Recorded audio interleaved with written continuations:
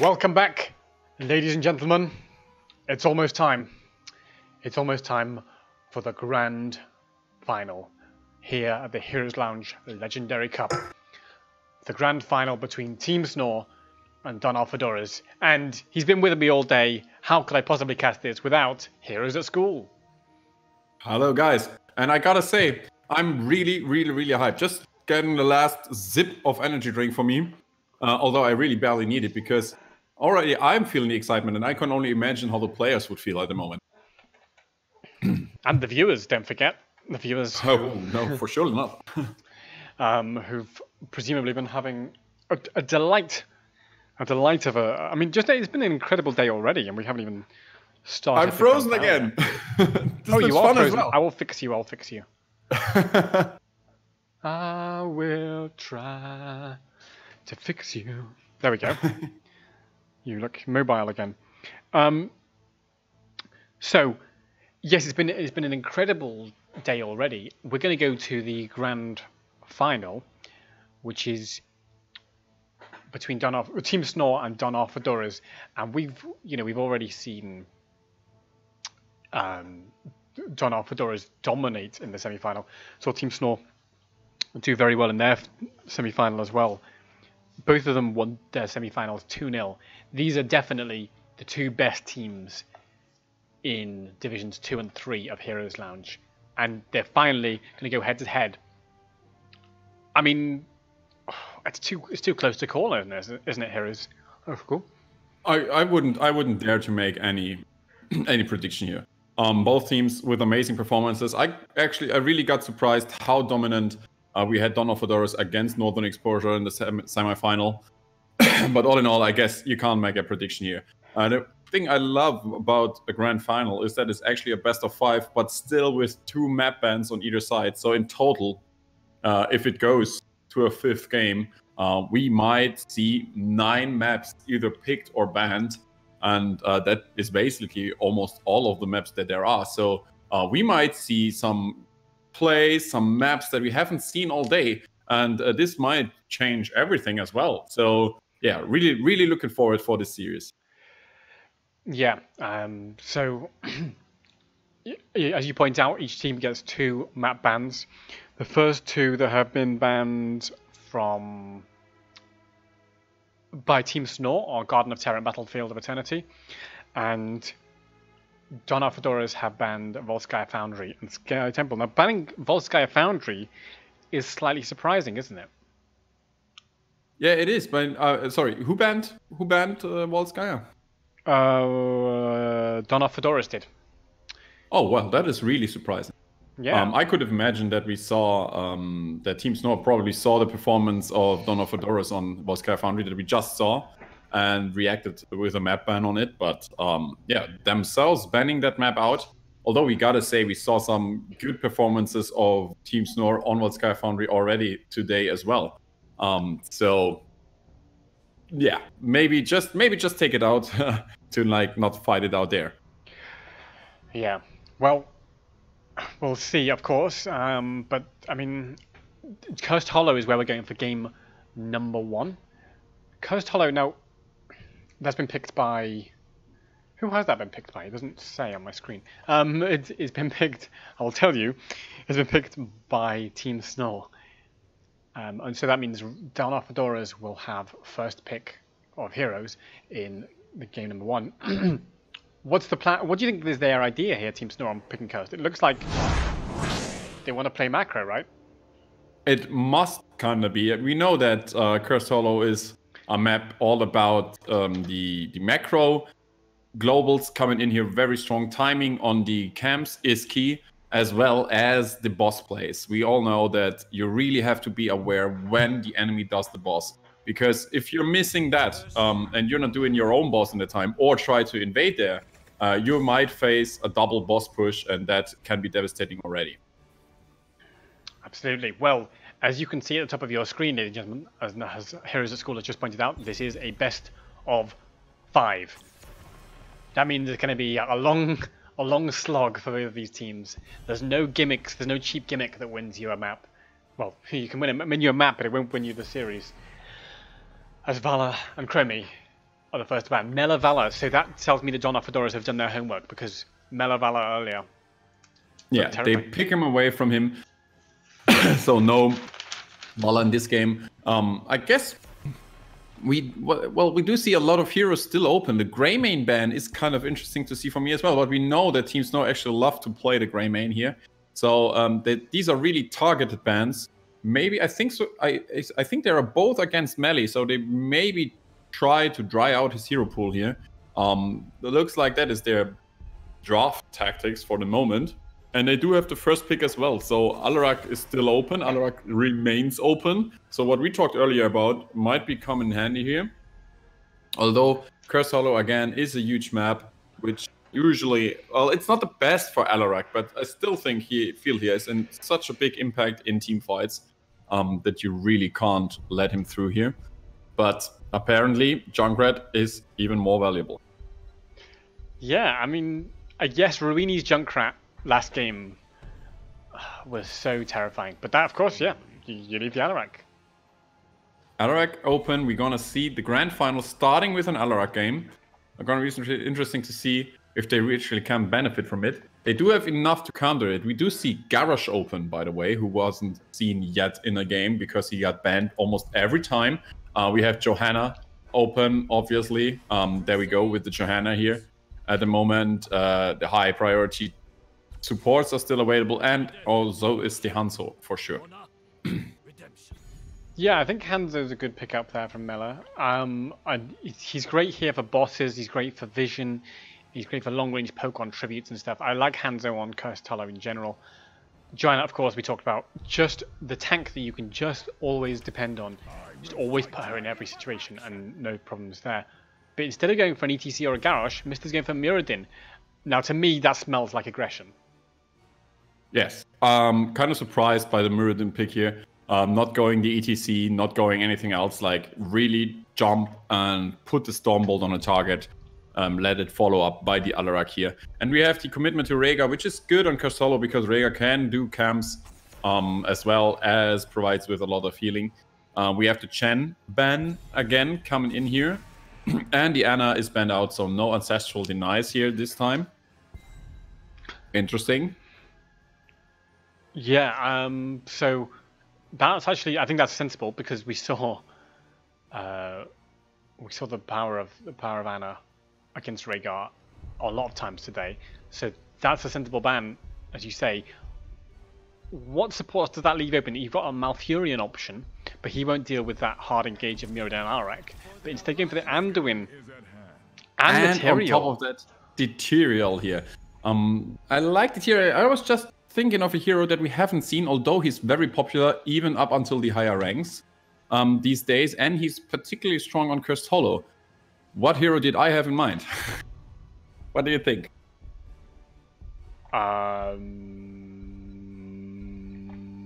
I'm gonna tell you if he's coming up now. No, he's not. Oh well. No, he's not for sure. That's more interesting in itself. That gives me goosebumps. Love to see that. Come on, let's go. It's grand finals and we go with the Illidan for the first match. Why not? Into Johanna. Because why not? I love it. I love it already. Great stuff. Who were you going to say, by the way? I was thinking Rexa. I mean, Rexa can do solo bosses, and Misha provides another follow-up stun, pretty strong these days, and in the current meta, not too far behind. But no Rexa this game, at least. We haven't seen him all day, so we probably won't anyway. But we see another Jaina coming in, so a lot of burst damage, although we do not have that lockdown from the tanks given. But that slow with the water elemental might be pesky for that Illidan.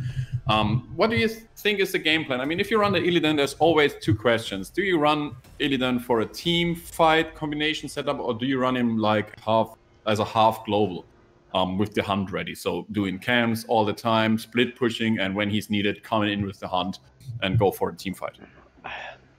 I think one thing's for sure is Illidan is late game. He's late game pressure. He's also a win harder hero. Like if you get an advantage, then he can snowball because he can becomes unstoppable. Same is sort of true for Alarak. Alarak wants to keep that advantage rolling. but they've already got the Rhaegar to do camps. They've got the Lunara as well. Rhaegar and Lunara by them enough to do decent camp clear.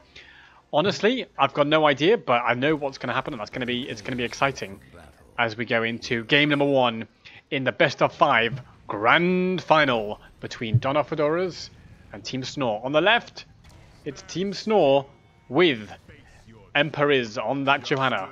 We have Mela on Hanzo, Rafaloy on Tyrael, Snaky Boots on Anduin, and Owen on Jaina. And on the other side, we do have for the team Don of Fedoras in the grand finale. We have Mist on Muradin, we have Ruini on the Lunara, Alone Name is playing the Rhaegar, and Arunas on the Alarak, as well as Brett Bucket playing the Illidan here.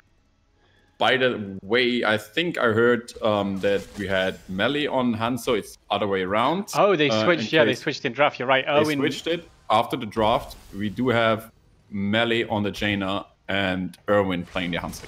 You are quite right as they go into this little early skirmish from Muradin to get some Stormbolt stacks up and running. It's currently at 0. Yes, you're absolutely right. Melee on Jaina and Owen on Hanzo. So that's, I mean, that's for me. That's interesting that they did that swap. It looks like that suggests they were going to put the Melee on Hanzo, and then when they picked the Jaina, they decided the better of it. I mean, I don't know if that means they were going for a slightly different draft initially or what, but anyway, it is what it is, and Illidan has gone Immolation, which suggests to me that he's looking more at doing camps than at doing team fights. Yes, the same thing I was about to say. You usually go for that bonus damage on a double hit with the sweeping strike on level 1 if you really want to go towards that team fight based build. But I guess it's the right idea against that slow from the Jaina, who's actually caught a little bit in the mid, but survives there for the moment. That is actually probably not the right idea. I guess they really want to go for with a single target kill with the hunt, and apart from that, they really want to have Illidan maneuver around the map and go for time clears. By the way, we do see the sustaining power again taken for the Alarak, like we saw in the last game. So no Ruthless momentum here taken. Both siege camps actually taken pretty early.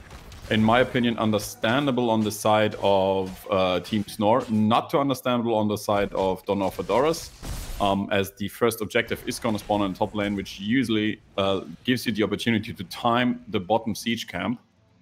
So you force like kind of a situation where the teams have to deal with the bottom camp or the objective. This is why, because they want to do an invade. This is a very aggressive invade here from the Fedoras into that blue territory. But I'm not sure they're going to get this camp steal in time, as Johanna's rotated down. Tyrael and Alarak both still in the top lane, so there is a 4v4, and eventually the camp is picked up by Team snOr. Yeah, very quick reaction here from the side of Team snOr. Immediately able to defend the camp with the 4-man, so they managed to get a 4v4 situation there.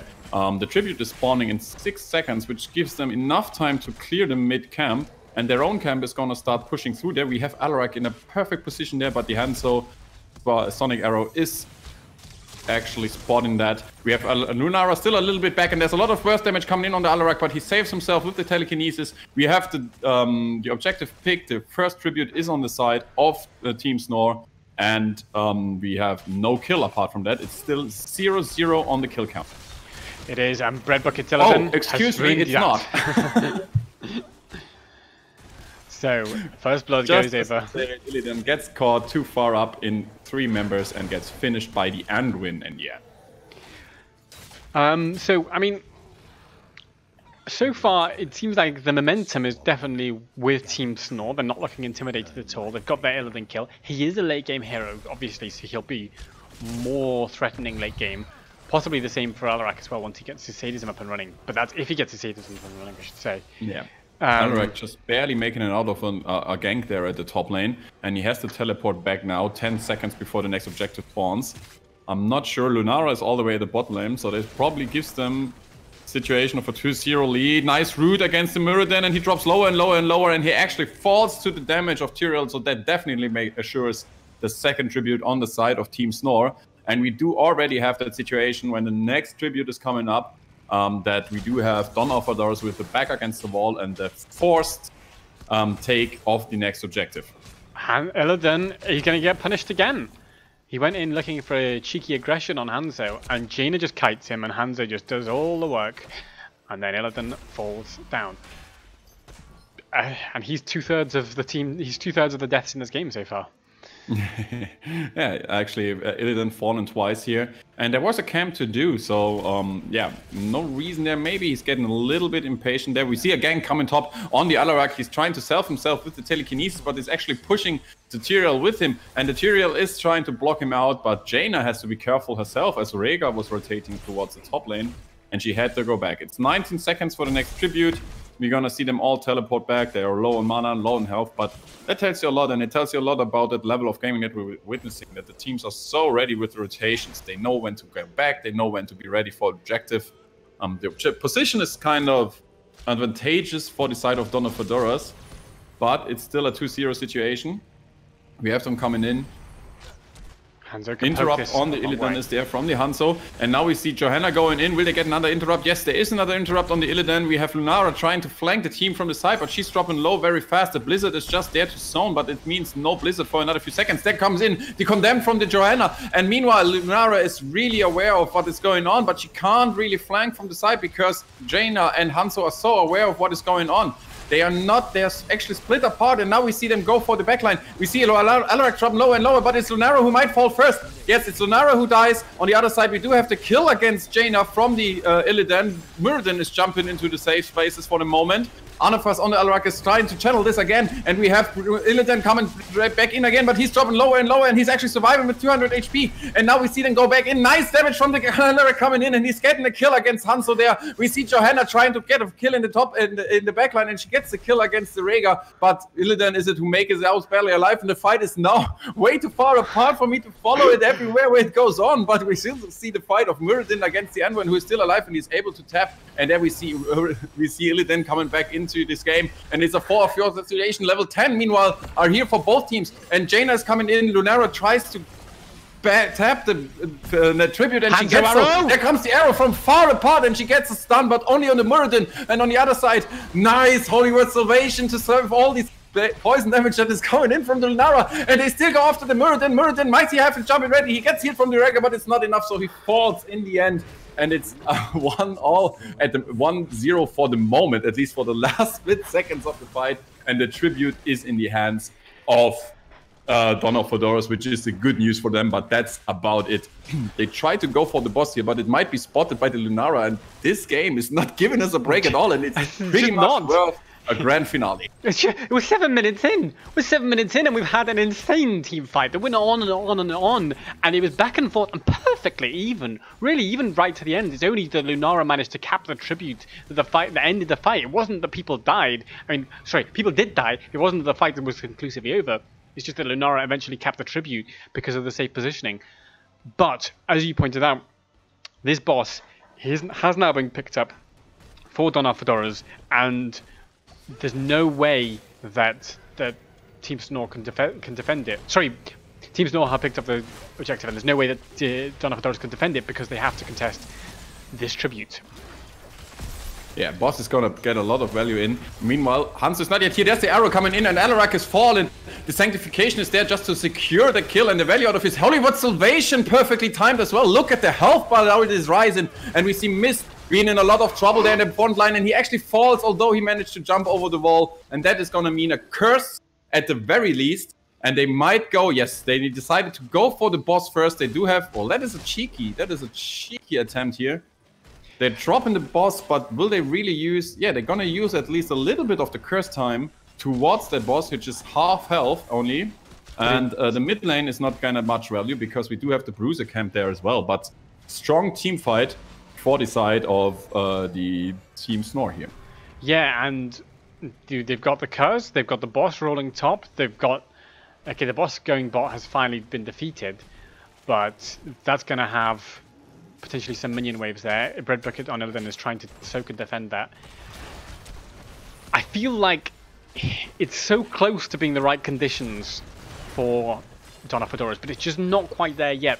When a couple of kills have been traded, when it's like 3v3, that's when Illidan's going to really switch on and suddenly be able to just become uncontrolled. Illidan doesn't work if he can be locked down and blown up by a whole team.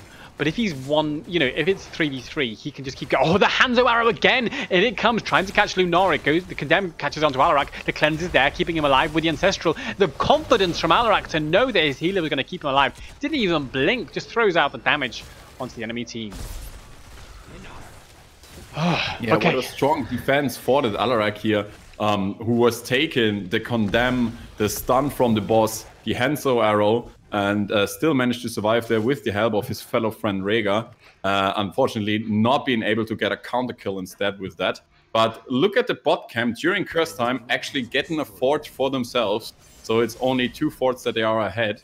And we're getting closer to a level 13 to 13 situation here. And it looks like they would be up for a fight. Yeah, and the thing is, Illidan's trying to get some split soak whenever there's not actually a fight going on. And he can come in anytime with hunts. The problem is Ancestral healing is down at the moment, whereas Hanzo arrow, which has been basically used on cooldown so far. Hi Tyrael, says Mist. Are you in this bush? Would you like some combinations? That's going to be the end of your health, is it? Jumps out, Anduin saves on top. Tyrael gets away, but the Anduin helping hand was used, and that's a long cooldown. So, sure and is. And in the meantime, Illidan's just constantly soaking. He's just up in the lanes, soaking away. And if the fight's actually a fight, but is this a rotation gank on him? Does he know? Does he know what's about to jump on top of him? He's not sniffed it out. Yeah, that's an overstay from Breadbucket. They've found him out and they've rotated and ganked, perfectly executed there by Team snOr. Yeah, and that is actually helping them quite a lot. We see the pings that they are coming towards the mid lane, and there's the Hanzo arrow, but it's only Muradin that it falls. But will they be satisfied with that? We have Rhaegar coming able. He might have Ancestral is ready, but it's not yet really used because it's not really needed yet. Although it might get closer and closer. There's the Avatar, and now Ancestral healer is coming through as well. So Muradin survives for another day, and he jumps to safe places here. If that arrow would have hit 2 more targets, they would have fallen for sure there. And instead, we see the next tribute coming in on the bot. But by the way, on the bot lane, we do have pressure coming in.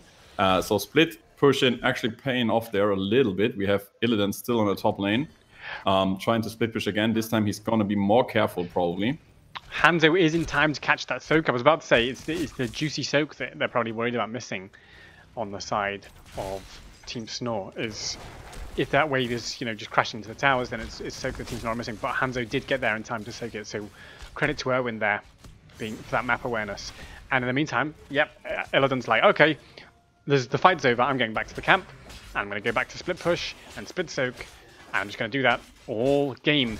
In terms of XP soaked, he's on 7.5k. Actually, Joanna leading the way on 7.9k though, so you know, some credit to Joanna for out-soaking the split-pushing Illidan.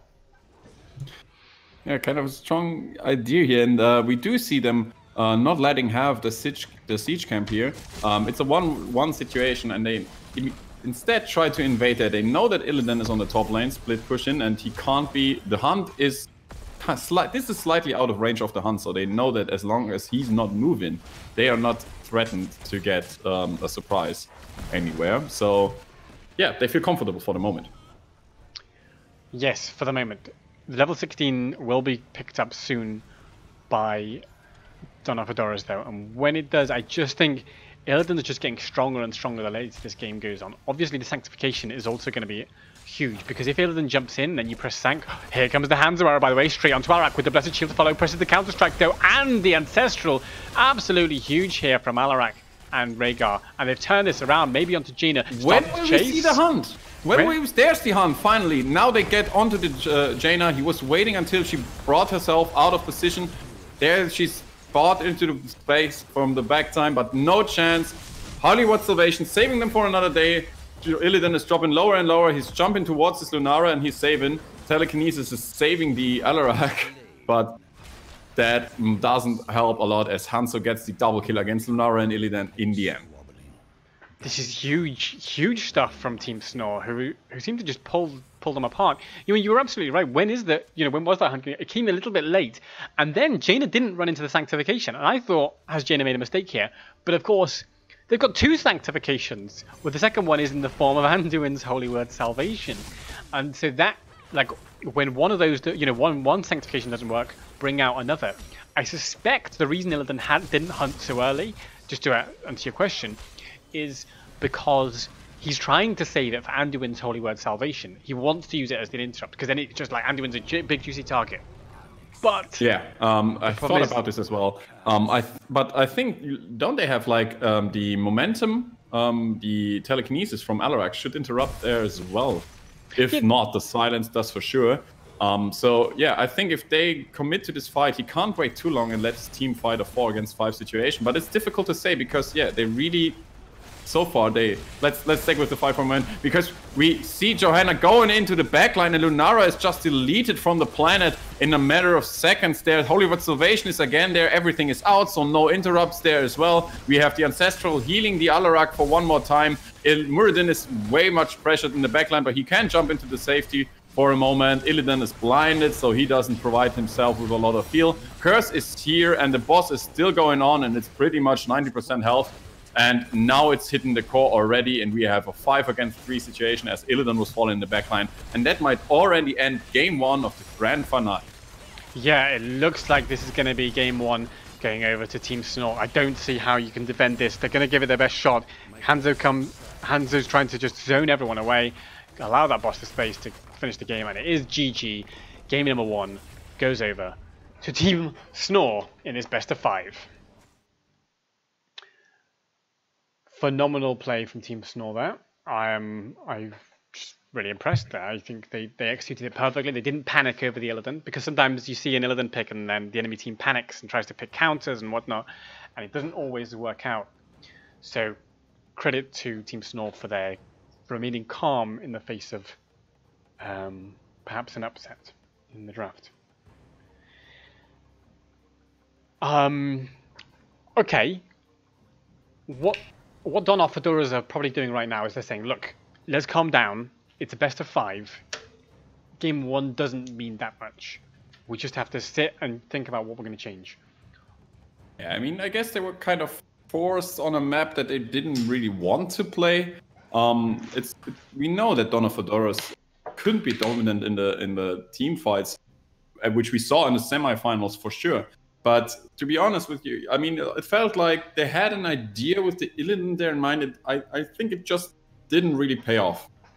That Illidan split pushing, and as you said already during the draft or immediately after the draft, they already had the camps covered kind of with the Rega and every stuff like that. And on the other side, yeah, the team fight combination was just not strong enough, and the Alarak could not get any value out of it, over himself this time.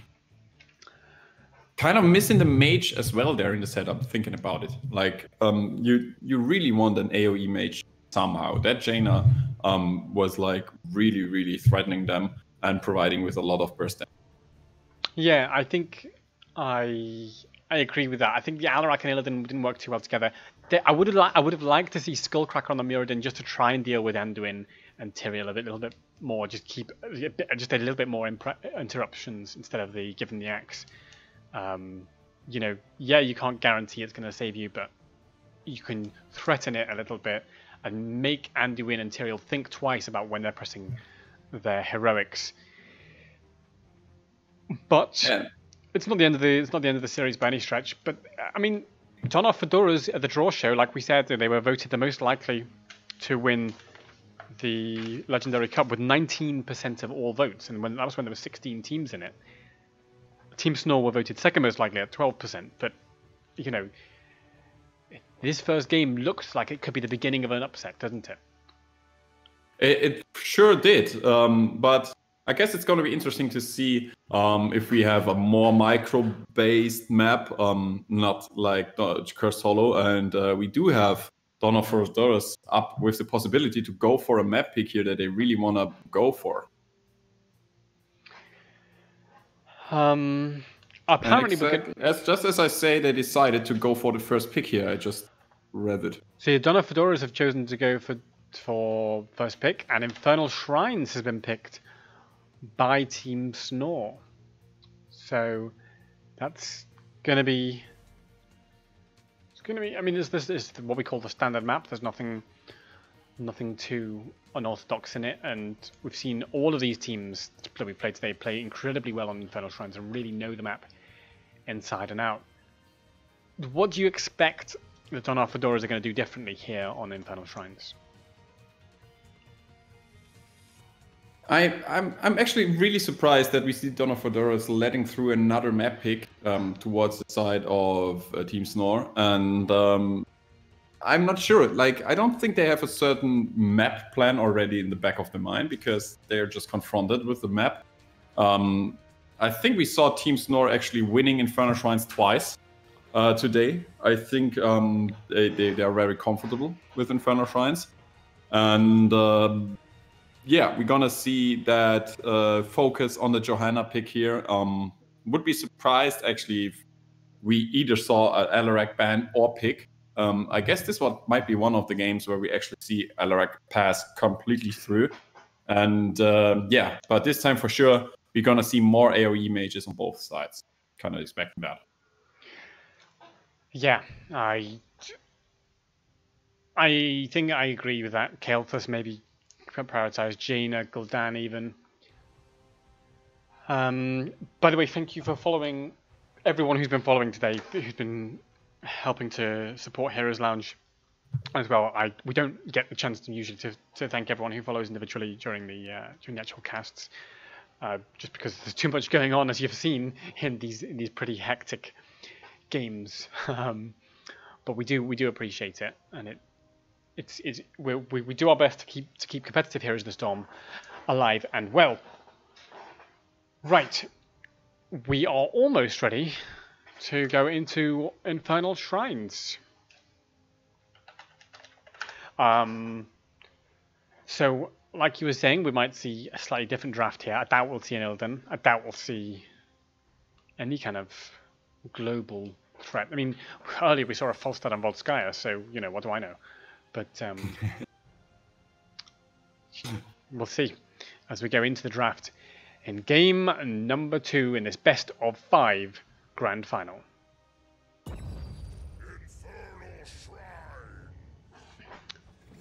So,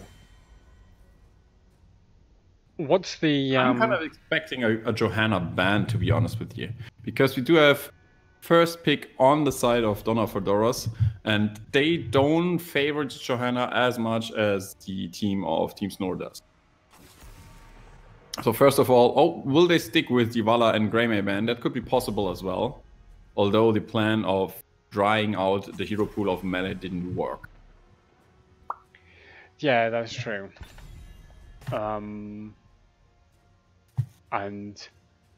well, that's one of the things we spoke about, isn't it? Is Mela playing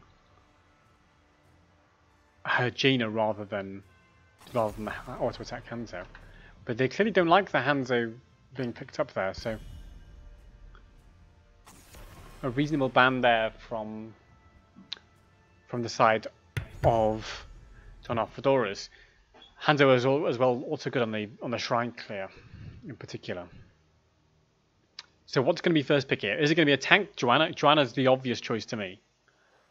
Miss Johanna, boom. That's what I'd be. I wouldn't think about it 1 second, but maybe they do have the further draft plan and discussing it. I would be surprised to see anything else here. Yeah. And there they go. Solid first pick there from Mist is the Johanna. What's the natural response to that? I mean, you can pick up the ETC, although he's not, you know, it's not so good against the Johanna. Yeah, it's usually the other way around, but I would expect, like, we see the ETC coming in here. I would still see kind of a good tank against Johanna is the Garrosh, although Garrosh is kind of really weak on Infernal Shrines because it's hard to really get the heroes with the throw there and not accidentally throw any minion here. So we see the ETC picked up here. and the Greymane as it was still available for them. And on the other side, we see Blaze and actually Tyke coming in. Kind of surprised by that because I don't think Tychus is the one hero you want to play into an ETC. ETC does not have that much of a health pool, which would be good for Tychus.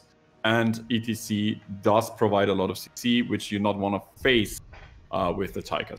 Yeah, on the other hand, Tychus does have Odin, which allows him to dodge a lot of CC effectively.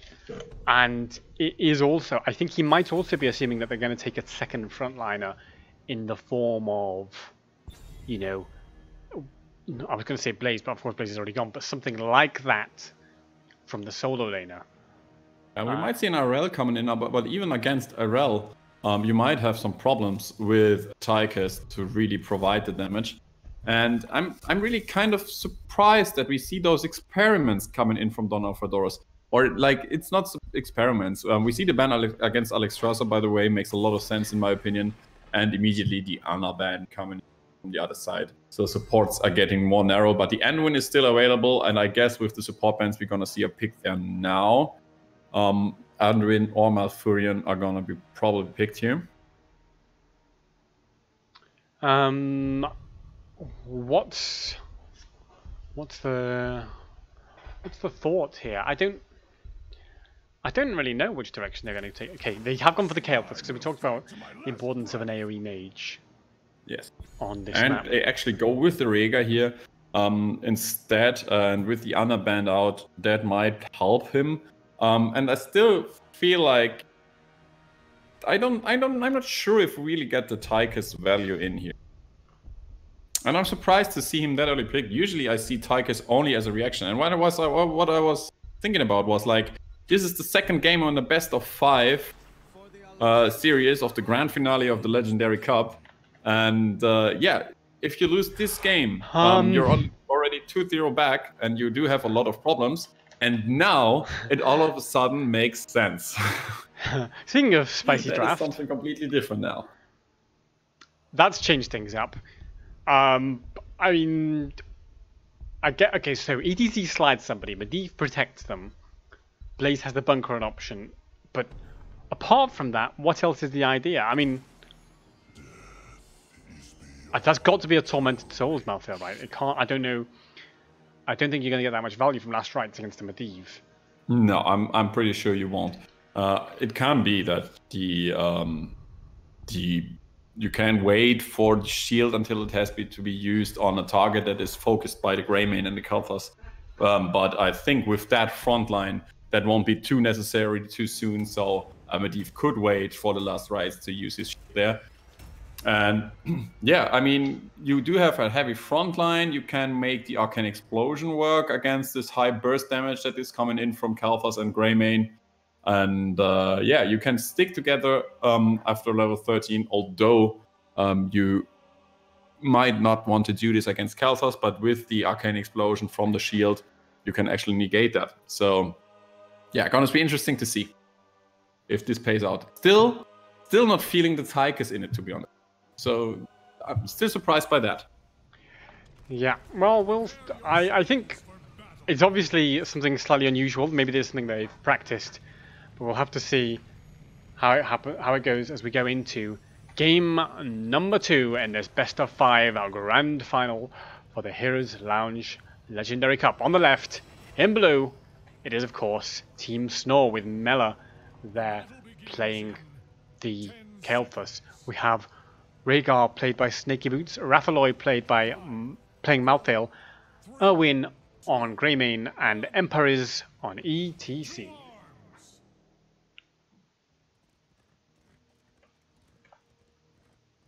I've lost your sound. Sorry, we will get you back soon, Heroes at School. I've lost your sound. There you are. No, my bad. Okay. My bad. I'm back. Let me quickly announce we have on the side of Donna Fedoras, we have Brett Bucket on the Blaze, Mist is playing the Johanna, Ruini on the Tychus, Arunas on the Medivh, and Aloname on the Anduin. Okay, so these teams are both playing fairly ordinary. By the way, Medivh not going for Portal Mastery. Now, normally when you see high-level Medivh play, they go for Portal Mastery because it allows you to place portals without putting yourself in any danger. Save your teammates and no threat to yourself. and gives a bit more versatility to your portals. But here, Medivh going for Winds of Celerity. Yeah, actually, he obviously tries to maneuver even faster around the map, which is understandable, as Fedoras Shrines is one of the biggest maps that we have in Heroes of Storm. But still surprised by that. Not even going for that regeneration bonus which is mostly taken, if not the Portal Master. Yeah, oh, Rafa Loy on the mouth, they'll have to be careful there, because Medivh did put that rotation pressure. And I think that's the idea, is that Medivh's just going to be a nuisance all game. Just go and be annoying, be all over the map.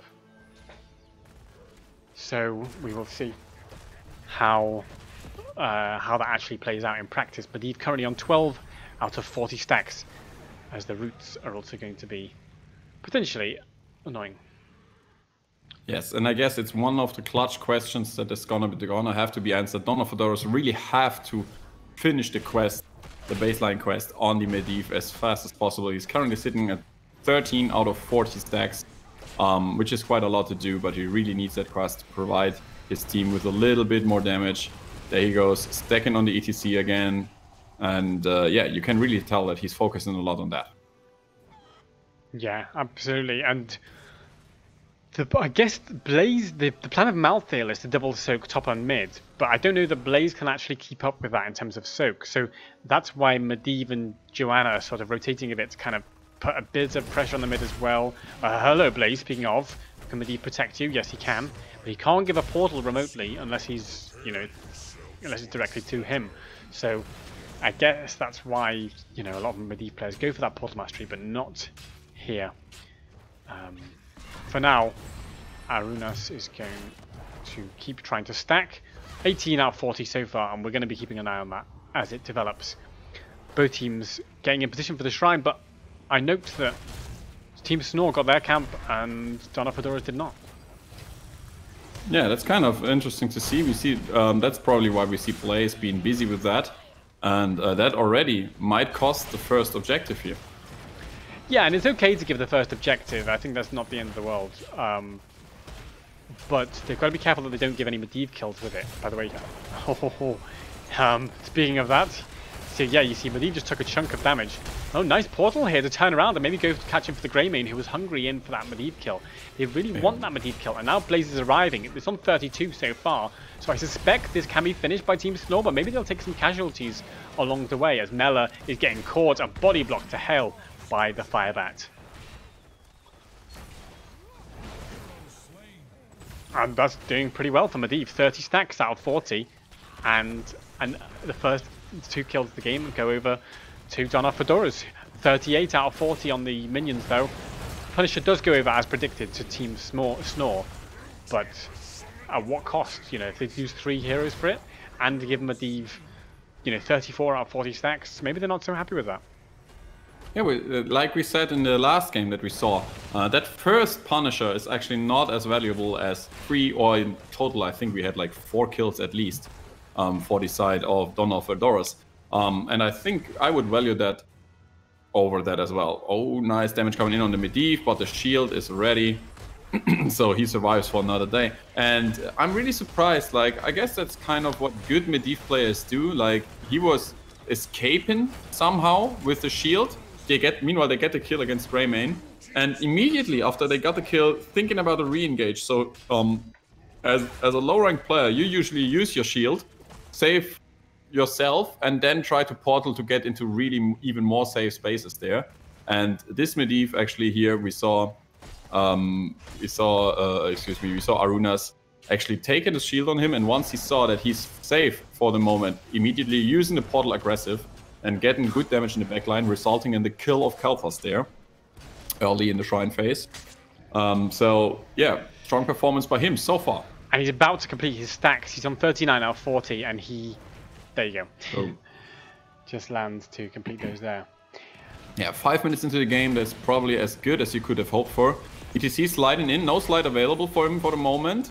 We see some shield coming in for the Johanna. Arcane Explosion not yet there, but still the ETC is dropping lower and lower. And even Blaze was ready to go in and get a bonus fight of a 5v4 situation there. Yes, so It's a 3/4 of a level lead here for Dawn of Fedoras, looking a lot better in this game than they did in game number 1.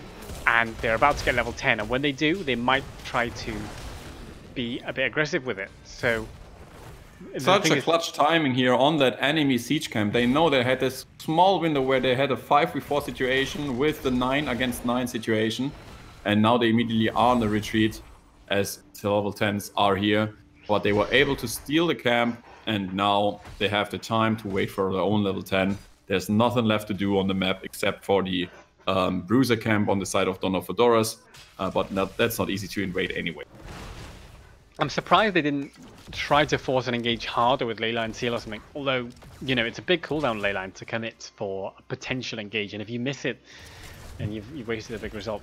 Level 10s are in for both teams though. It's Cursed Bullet for Greymane, Ancestral Healing for Rhaegar, Mosh Pit for ETC, Kael'thas with the Phoenix. Malthael still picking. We were talking about probably it's going to be Tormented Souls, but he's gone for the Last Rites. He's actually really gone for the Last Rites. I guess we know that Medivh... Oh no, Medivh actually did not go for the Arcane Explosion. There we saw him try to go for the Cursed Bullet, but Cursed Bullet actually missing the Johanna there. So that is a cooldown of another 20 seconds, which is not too big of a deal. There we see the engage from the Blaze coming in. And there we see the Light Bomb actually hitting the Malthael as well. Ancestral Healing is healing him up, but it's not enough as Kaikus gets the kill there, and Blaze following up with the kill against the Kael'thas there. We have the ley line on the ETC isolating himself, and he's getting killed as well. And we have a 3-0 in this first ultimate fight. Yeah, huge Leyline Seal to engage there, and the remarkable coordination from Dawn of Fedoras showing how they became champions of Division 3. I just wanted to say about the Last Rite, I don't get it. I don't, like, and we saw even in that fight, by the way, try to cast Last Rite, immediate Medivh Protect, then there's no Last Rite value. And if Protect from Medivh is down, then you've got the bunker from Blaze. So there's just so much protection there for that sort of damage that I don't think Last Rites can get value this game. But we'll see, of course. Obviously, Rafaloy has a plan in mind. And oh, Medivh, have you got a plan in mind? Your plan is just to die, as Empires does a great job at controlling that Medivh. Well played by her. Now she's going to look for the Blaze, who has to start sitting back. Bread Bucket goes in with the big charge, tries to get some with a light bomb onto Blaze, catches ETC. Can they catch on Kael'thas as well? Lovely bunker as well to provide even more sustain as they start diving in deeper.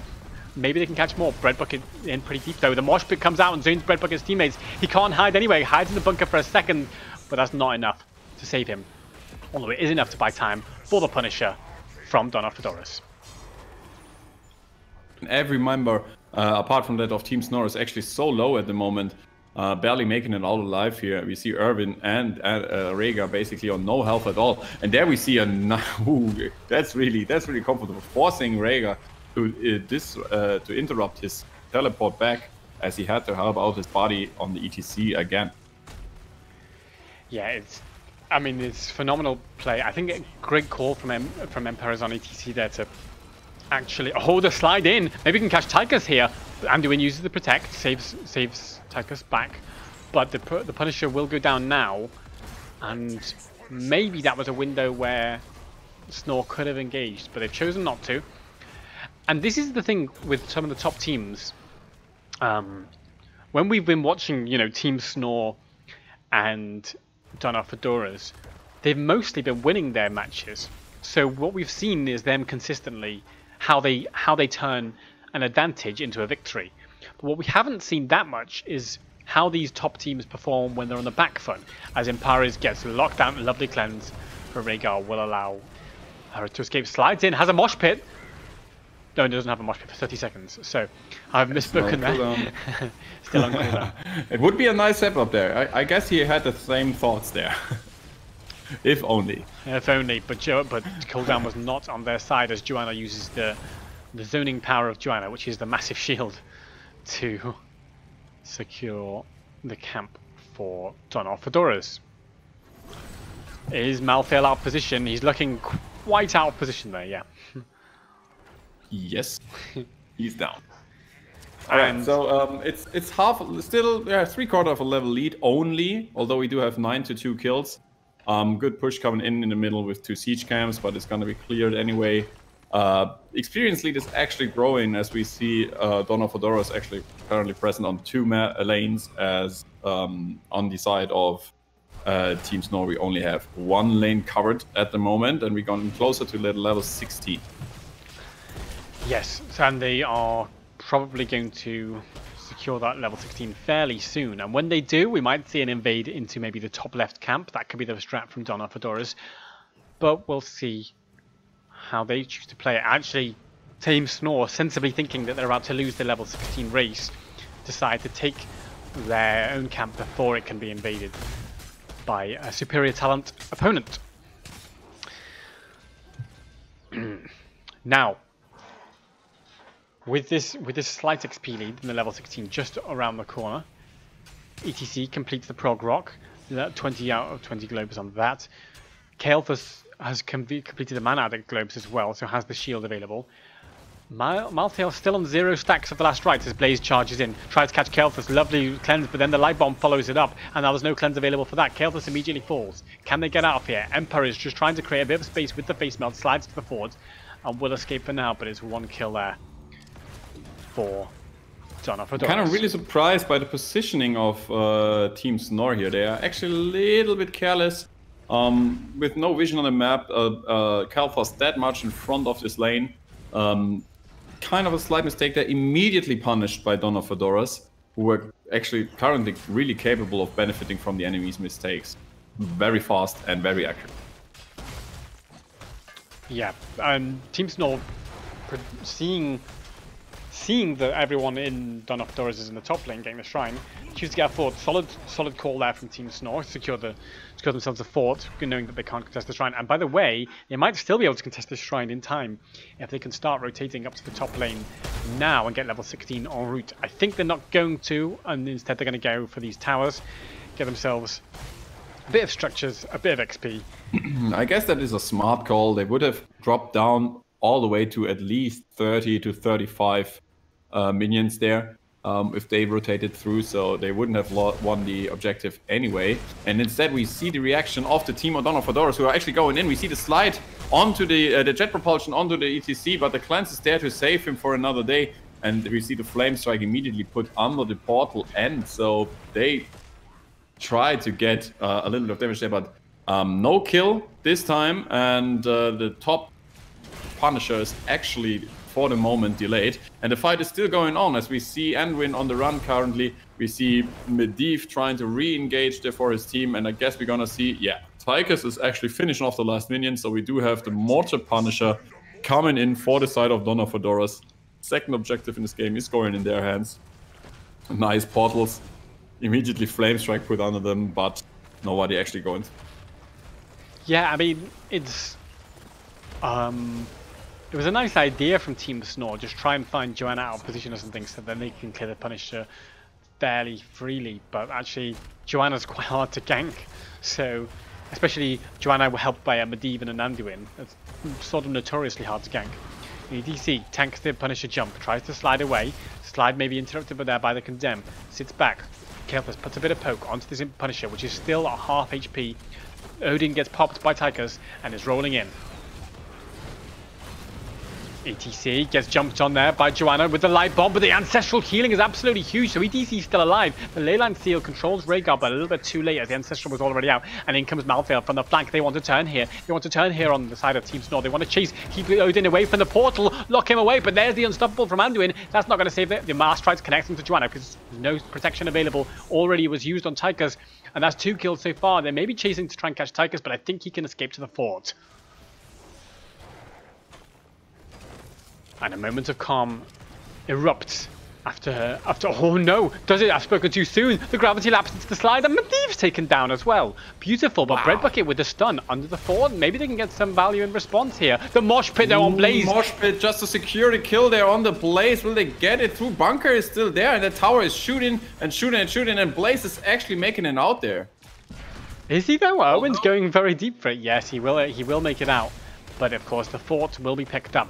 And Team snOr fighting their way back into this game. Just one overstay, one overextend with the Punisher there, trying to get some pressure onto the keep. And that clutch survival of the ETC with the ancestral healing And afterwards, being able, after the Punisher was deleted, to turn the fight around and getting some kills there against snOr Fedoras is actually getting Team snOr back into this game. It has, and crucially, it's got Malthael his first stack on last rights.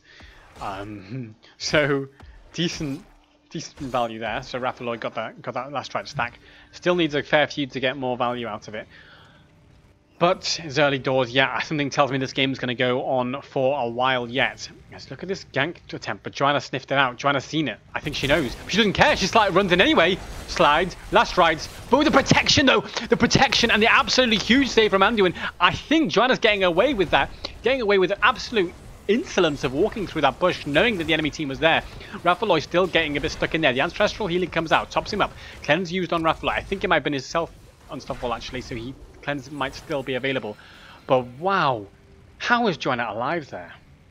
Yeah, what a casual walk in. Oh, there are 4 enemies. Just let me walk through there. I know I'm backing up by a Medivh and an Anduin, so I can do this. And yeah, actually they survive, and they have level 21st now for a few moments. I'm not gonna be able to provoke a fight though. But you see what I was saying earlier about the last rights? Not like it's so. How are you going to get value out of last rights against a Medivh and an Anduin and a Blaze Bunker like that? Like Joanna, we saw there, just didn't care about taking last rights because Medivh was ready to protect, Anduin was ready to pull out, and Joanna lives, and last rights used. Now it's back on. It's back off cooldown now though. Raphaeloid, can you survive? Unstoppable comes out the cleanse, but now. Eventually, Malthael does get picked off. Bunker used to shut the door on ETC as well. Where can you run? Use the face melt to try and create a bit of space. That gravity lapse was clutch. Wow. Is this a turnaround? Is this a turnaround? They're going to get Joanna as well. Presses the presses the Iron Skin has a huge. So the Undestructible has a huge shield there. Perez, can you chase here? Presses the Mosh Pit, the Tourbus, but the Iron Skin says no. The Iron Skin says no. I'm not getting on the Tourbus.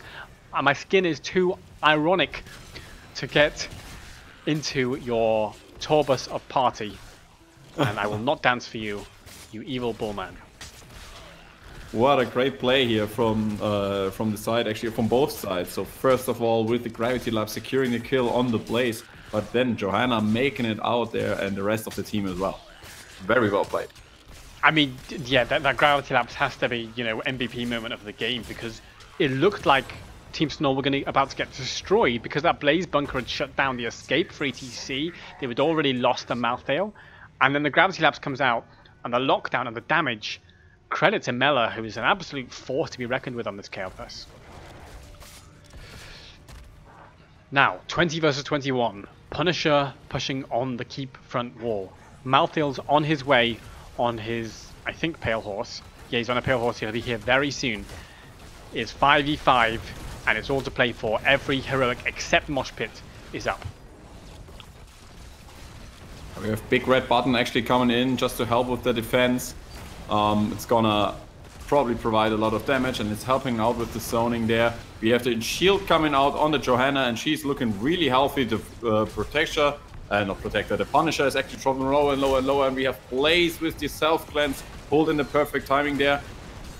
Oh, Punisher is about to fall. We have a shield against on Medivh himself. The keep is down, but it looks like we won't see getting any more out of this. And there we see, just as I say this, we see the re-engage coming in. Last rights is on the Medivh, but he survives it for the moment. We have Leyline Seal actually crossing around and hitting 3 members there, but still they go afterwards, as we still see. What a clutch teleport there from the Tigers, but he makes it out. And they apparently want to go for core here, although 5 members of the team of snOr Fedoras are alive, so they now decide to retreat there. And Greymane just getting another few shots in onto that Johanna just to scare her away. The confidence of ETC, who did not have Mosh Pit up, by the way, did not have Mosh Pit, and just sees the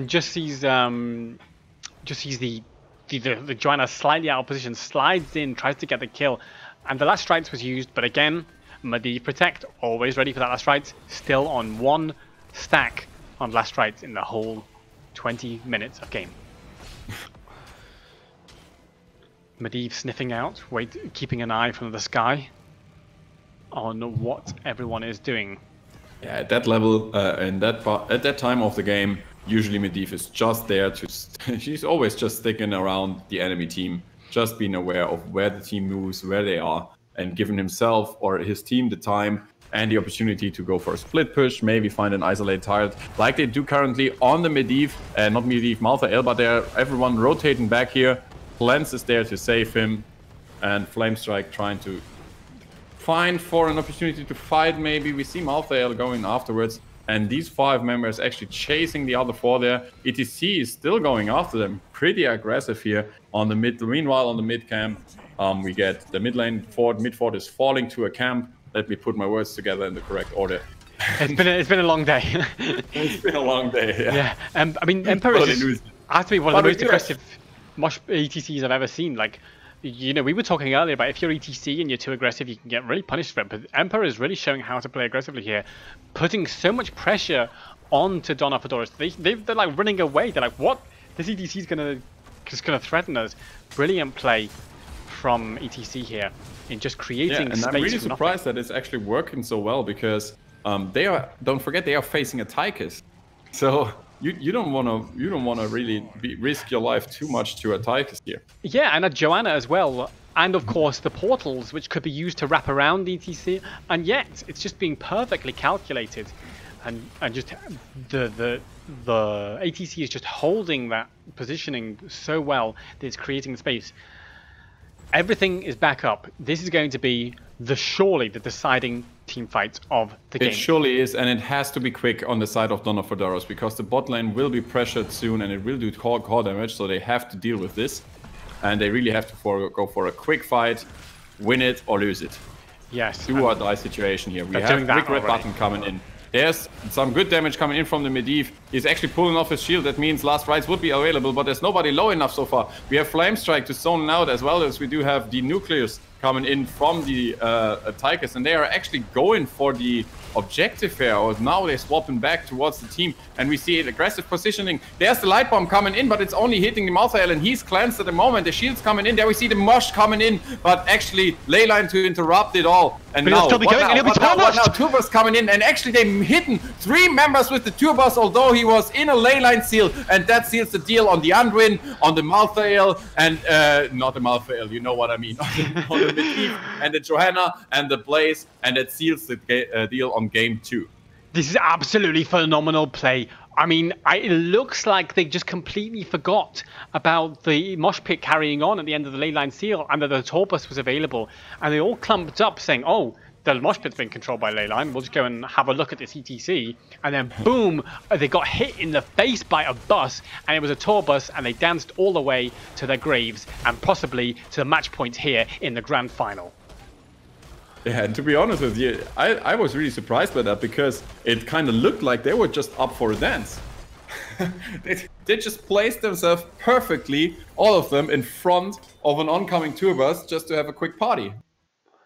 Phenomenal stuff there from ETC, and well, from all the members of Team snOr, who looked so strong here, and they were on the back foot for so much of that game. That's the thing that is like, whoa, like think about that early game and how in control Medivh looked of those fights, and saying, look, we're taking the momentum, we've got these portals to engage, we're going to come in.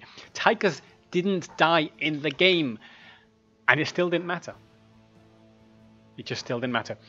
Slight credit I have to give to, I say slight credit, massive credit to Snaky Boots on Rhaegar with those cleanses and the Ancestrals. Just so sharp in saving Malthael as well, who did some wriggles around to dodge some stuff, with the help of Rhaegar cleanses and Ancestral, to then buy enough space. One more little detail I have to talk about ETC. I know I'm keep going on about Emperors on ETC there, but when the light bomb was being used by Joanna starts running towards the Team snOr. ETC just presses face melt, just boops it back, and the light bomb only hits Malthael, making it a small stun on Malthael who could handle it, rather than on everyone else. And that's when the setup for the mosh pit began. Yeah, perfectly. It's like exactly what we talk about. What good teams, or what makes a good team, is that perfect synergy. You know, like that together helps to survive and in the end win the team fight. With the Johanna, with ETC isolating the light bomb on a single target, And on a single target, if your healer is ready and if your healer is a good player, like we just saw, he's there with the clans and everybody is going to survive that fight. And if immediately after that engage, you have your opportunity to turn it around and win the team fight, which is exactly what happened. We had some few mistakes afterwards, like not dodging the turbos. I'm not sure if they like forgot about the turbos or if they just messed up the interrupt there. I guess they could have had enough interrupts there with the Blaze if he had his trade ready to be unstoppable and go for jet propulsion. They had the Johanna, who could have easily interrupted probably. So yeah, I guess they just maybe messed it up. Maybe they forgot about the turbos, that it was actually coming in there. But then the fight was decided. Definitely. Yeah, I don't know what more to say. I mean, just I guess it must have been an oversight on that tour bus. Like, why else would you pile in front of an ETC? I think they forgot that he had tour bus. They were not in the mosh, they were in the tour bus, but they'd seen the tour bus before that. It's not that they hadn't seen the talent because he tour bused the Joanna earlier, or missed the tour bus on the Joanna earlier. So she missed the tour bus on the Joanna earlier. Yeah, and I can't imagine that either. I mean, especially on that level of gaming, usually if you're facing an ETC, everybody is looking for that level 20 talent that he picks. Not only for a tour bus, but especially also for the death metal that you have to be aware of. You can't yeah, and the bolt as well when you think you've won it. And the bolt, and so basically all of ETC's level 20s you have to keep an eye on. Yeah. And I suspect they have, but then in the heat of the moment, you know, the pressure of the game, the pressure of they're all saying, look, we've got an advantage, let's go in and get kills. Great ley line, by the way, but you can't always capitalize on a great ley line. Ooh. All right, so I mean, all in all, we've seen two games of this grand finale. We've seen an Illidan comp, we've seen a Tychus and Medivh comp, which both we didn't see yet so far. And I'm kind of surprised that we don't see the Fedoras from the semifinals. Like, they don't run the combos they had there. What do you expect? Will they try to swap it back to the original plan they had, or to the strengths that they had? Well, it's hard to say. I mean, so they went 2-0 against Northern Exposure, and honestly, they looked very confident, very smooth, nothing too spicy in their drafts in that match against Northern Exposure. Here on the side of snOr Fedoras, they're looking a little bit more uncertain, and so in that early game they were winning, and then in the late game, once they'd made a few mistakes, they just sort of looked a bit rumbled by it, and where do we go from here? And they were kind of waiting for ETC to make the initiation, and it didn't quite work out for them, and trying to block out that Malthael last rites. Yeah, yes, you can block the last rites. By the way, still only one stack at the end of the game, but if you spend everything blocking the last rites and you get hit by a tour bus, what are you going to do? First pick, so snOr Fedoras is going for first pick again, and so map pick's been picked up by Team snOr, who are going to Tomb of the Spider Queen for game number 3. Now, you were saying earlier you think the teams maybe get more of an advantage from map pick, but I was just thinking about this. I was thinking, because it's a best of 5, and like you were saying earlier, probably every map is going to get covered. I think the thinking of the Fedoras is, if we're going to play on 5 maps anyway, we might as well have first pick for all those 5 maps. Do you know what I mean? So I could understand it, and I just had the same thought. But so far they are now on the back of the foot. I mean, they are down 0-2. If they lose another map, they are out of it. And to be honest with you, I'm kind of surprised that we actually ended up on Tomb of the Spider Queen, because so far the macro play of snOr Fedoras, well, they showed some weaknesses there. They showed some problems there. So now we ended up on Tomb of the Spider Queen, and that is okay. You don't need that good of a macro there. But we could have ended up on Alternate Pass here. and that might have meant more trouble there. So the chat is asking, is this the last game? It's It best might of be. 5, so it might be. If Team snOr win this next game on Tomb of the Spider Queen, they will be the Legendary Cup champions, and they will win a trophy made of the highest quality plastic. On the other hand, I'm gonna tell you what. I mean, we're casting now for 7 hours in a row. yep, But I tell you, must I plan. don't want a 3-0 in the final. No, I I think we want to see a bit of comeback from the Fedoras here. See Yes. them at their full strength. Now, we said earlier, a strong team like Team snOr can expose weaknesses in even the strongest teams, because they'll push, they'll take pressure, and they will find those weaknesses and pull them apart. And yeah, we will. I think that's why Donna Fedoras don't look as strong in games number 1 and 2 here. I think fatigue is probably another thing. All of the players here have been playing been playing on and off for 7 hours, like we've been casting for 7 hours. By the way, my voice is ready to die. I don't know about yours, but yeah, it's getting weaker and weaker. Just taking a sip of water whenever I can.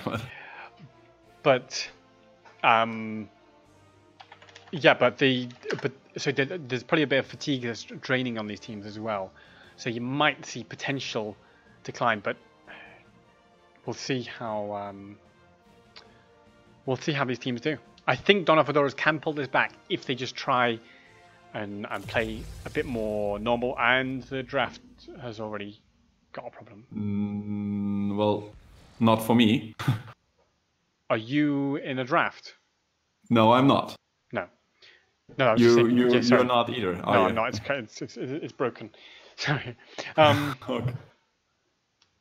Chat is actually, by the way, asking if you have lit up a candle. We do see some orange gloom on the picture. I don't have the orange gloom is this light, but then it's all shadowy without it. There is. I might look a little bit that, because I do have a softbox light, but a softbox light is a very, very, very white light. So I'm usually more brown than that. I can promise. I can get some extra whiteness here. That's not good. It's horrendous. Let's not do that. Let me put that there. What was I saying? Yeah, so Fedoras, I think they absolutely can get back into this. They just, I don't know. Frankly, I don't know. I think it's going to be tough for them, and they will also now be feeling under pressure. So on top of everything else, they now know that if they make too big a mistake here, then they're out of the Legendary Cup, and they're going home with nothing, having been the fan favourites back at the draw show with 19% of the vote. While we wait for the teams to set up, I just want to remind everyone that this is not the end of Heroes Lounge action today. Tomorrow we've got the Mythic Championship starting on this channel at 13 CET. If you want to know what time that is in your time zone, just type 13 CET into Google and it'll sort that out. Or you can follow the channel and you'll get a notification when we go live. Starting next weekend, it's the first Division S qualifier on Saturday and Sunday on a whole bunch of channels, including Caldor, including Malganeer. But you get more information about that by typing !divs in the chat.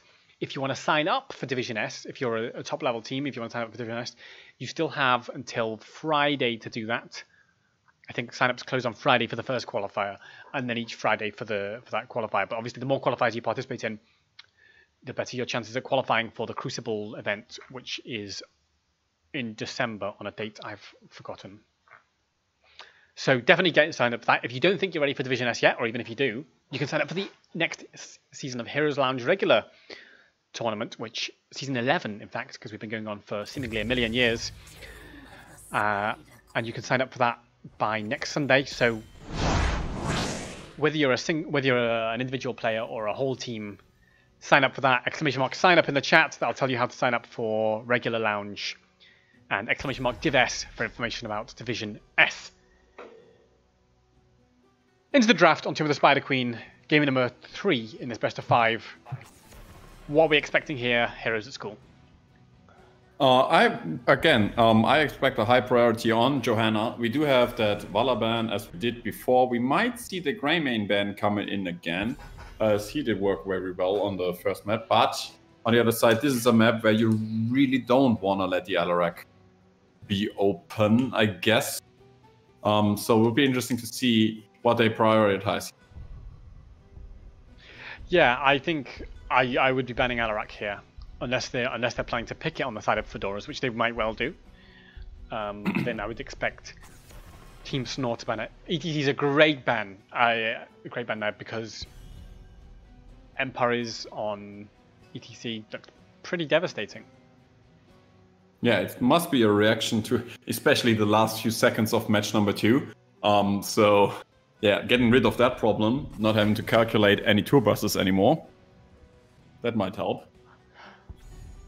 And Junkrat ban against Ruini instead of the High Lord. Instead of the High Lord himself. And if I had a pen, I would write that down. Open. Johanna open though on the other side. Johanna is open, yeah. So you. Ah, okay. So going for the Johanna first. Yeah, Johanna. That leaves again Alarak open on the side of the Team snOr. We might actually see him picked here. Or will we? I don't know. Like, not that many teams have first picked Alarak. Mostly the teams have been banning him or leaving him open. But there we go, Erwin on Alarak. We did say him in a draft a couple of series ago. I'm going to say that was in the semi-final against COB, yeah. Against COB Geilebanger. And there it was... It was destruction. It was absolute destruction. So... And I mean, this is like, this could be the last game. If Team snOr win this game and they're allowed in Alarak, I'm really surprised by that. Well, let's wait and see how they react to this. We see the Anwin picked and Li Ming. Wow, actually, well, this is Tomb of the Spider Queen, isn't it? This is Tomb of the Spider Queen, and I'm as surprised as you are. Like, she's not the greatest wave clear mage. Okay, you've got the Johanna for the wave clear, who does also help set up Li Ming to do the wave clear. So maybe if they coordinate that, they can do it well enough. And you know, you put a Rainer or a Valor on top of that, and maybe that's the answer. But there's a Medivh ban. But to be honest with you, I mean, it's very difficult. Not only that she doesn't have the best wave clear on Li Ming, it's very well difficult on this map to get her into a position where she can safely flank, because usually you'd rotate between the mid and the top lane back and forth anyway, and Li Ming would get herself into a position where she can be easily targeted. You could just isolate herself if she really wants to flank, and it's hard for her to get some damage in the backline. So I would expect here kind of a Diablo pick, to be honest with you. I'd see Diablo all day. Diablo and Jaina, maybe, for example, for the wave clear. That would be a combination I would love to run on the side of team. I think Diablo is a great idea here, and just adding to that ridiculous dive pressure to go with the Alarak, and it just means that if Li Ming or Anduin are ever out of position, they're going to die. And that's, you know, that's an unpleasant threat, isn't it? And when you're 2 games down. Boom! well played to you on calling those picks there. Yeah, absolutely right. There you go. Okay, well, but that makes it even more difficult, because like if I'm thinking of a certain situation, like if you want to move the way you're used to with the Ming on this map, especially like see the enemy team in the mid lane, you might have to go in between these narrow paths, this little 3-corner triangle there that you don't want to move through, especially not when you're facing a Diablo, because you might get isolated there and blocked in by yourself. And there we go. We see Leoric and Zarya picked instead, and now I'm out. I'm just out here. I'm sorry. What the hell is going on? I love the Zarya pickup. I think that's a great answer to the Alarak, and it'll give some burst protection for whoever gets comboed. And of course, Zarya is just a really pleasant, you know, really strong hero to play around if you can coordinate as a team. Yeah, but that is even more reason not to go for Li Ming here. Yes, I do swap agree. Li Ming by Kalthas, and I go with this draft, maybe even. But then, I think of the Leoric kind of. I'm not. Well, and there we see coming in with the Imperius here instead, even more single target blow up, and that shield of Zarya is not gonna be enough. No, I mean, I don't know what to do. I think that's a great pickup for Zarya. I'm gonna put some bets in. I've got loads of points to spare. Let's get some bets in. No, I've only got 10 seconds. Can I type fast enough? Bang. So I've put into bets because I think the Zarya is a curveball. I think Team snOr won't have the answers. One thing I will say though is if Team snOr get a decent lead, it will kind of fall apart for Donna Fedoras. I think it's up to Donna Fedoras to maintain a little bit ahead in this game. Otherwise, they could collapse totally. Let's see how we go, of course, as we go into number 3 match point in the grand final of the Heroes Lounge Legendary Cup. On the left, in blue, it is of course Team snOr with Empires on Diablo, Mela on Gina, Rafaloy on Imperius, Snaky Boots on Rhaegar, and Owen on Alarak. And on the right side, for Donna Fedoras, being on the back of their feet, being 0-2 down in the series, we have Alone Name playing on the Unwin, Mist is on the Johanna, we have Arunas playing Li Ming, Ruini on the Zarya, and Brett Bucket on the Leoric. Okay, so the teams are going to set up and get ready for their, apparently, this attempted gank in the top lane. Diablo going for Devil's Due at the level 1, Alarak going for the Telekinesis. So these are the same talents that we saw from Team snOr earlier on against CRB Geilerbiner. And honestly, I think Donna Fedoras have to feel scared here. They probably will have seen that match as it was being broadcast. Maybe. Yes, that was a semi-final, so they will have seen that match as it was being broadcast. And they will have seen the devastation. Oh, Joanna uses her Iron Skin to survive. Look at the energy already on Zarya though. Who's gonna have constant high energy if Jaina and Alarak keep trying to burst people down, and Zarya can get those shields off in a timely manner. And so Zarya basically is going to pivot this whole game. Everything depends on whether Zarya can save people at the right time, and whether Zarya can get energy and split push value. Sorry, not split push, just general push value, I should say. Mist use the Iron Skin to avoid getting pressured into that fort. And by the way, Mist also went for Hold Your Ground at level 1, so that the Iron Skin is more often up and has a bigger shield. I mean, I totally agree on that Zarya might be helpful, but I guess that the only thing that Team snOr has to do is be impatient here. By the time they will have the faster and the better wave clear with Jaina, they will get stronger and stronger on that. And if the Alarak manages to stack a little bit on his sadism, they are looking in a lot of trouble here. And with that Diablo setup, the only thing that I'm really afraid is that they don't have enough damage. Zarya, yes, she's gonna have high energy and maybe she can provide them some damage. But apart from that, we do have a Li Ming which won't be able to deal some damage there at all, in my opinion, on this map, in this situation. And yeah, I'm just not seeing it, but I'd gladly be proven wrong here. It depends a lot on execution, I think, and it could go very wrong for the Fedoras if they can't get it to work right, or if Alarak and Diablo are just too threatening. And by the way, Leoric has to go and hide in his base because he's got 11 gems, so he can't afford to die, even as a Leoric. Joanna gets pushed in, has the Anscan, walks away. But look at the push pressure that Zarya's already given. There's a gate and a wall down in the top lane by Zarya. Full energy for Zarya. He's like, yes, thank you very much. I'm now going to use that to grenade down your towers. Yeah, I'm actually kind of surprised how well it's been working so far for them. Well, mostly mostly Team snOr have been keeping Alarak in the bottom lane as Ruini gets a little bit caught, doesn't have any more shield left, has to sit back. Oh, wow. I mean, that's the stuff they really have to avoid if they want to. I mean, if you can't afford to make a mistake like that on that level here. It's tough. It's a tough situation. And I think both teams are feeling the pressure here because Orunaz with the bait and switch, the cheek from Li Ming there to bait Diablo into that mistake and disjoint his charge.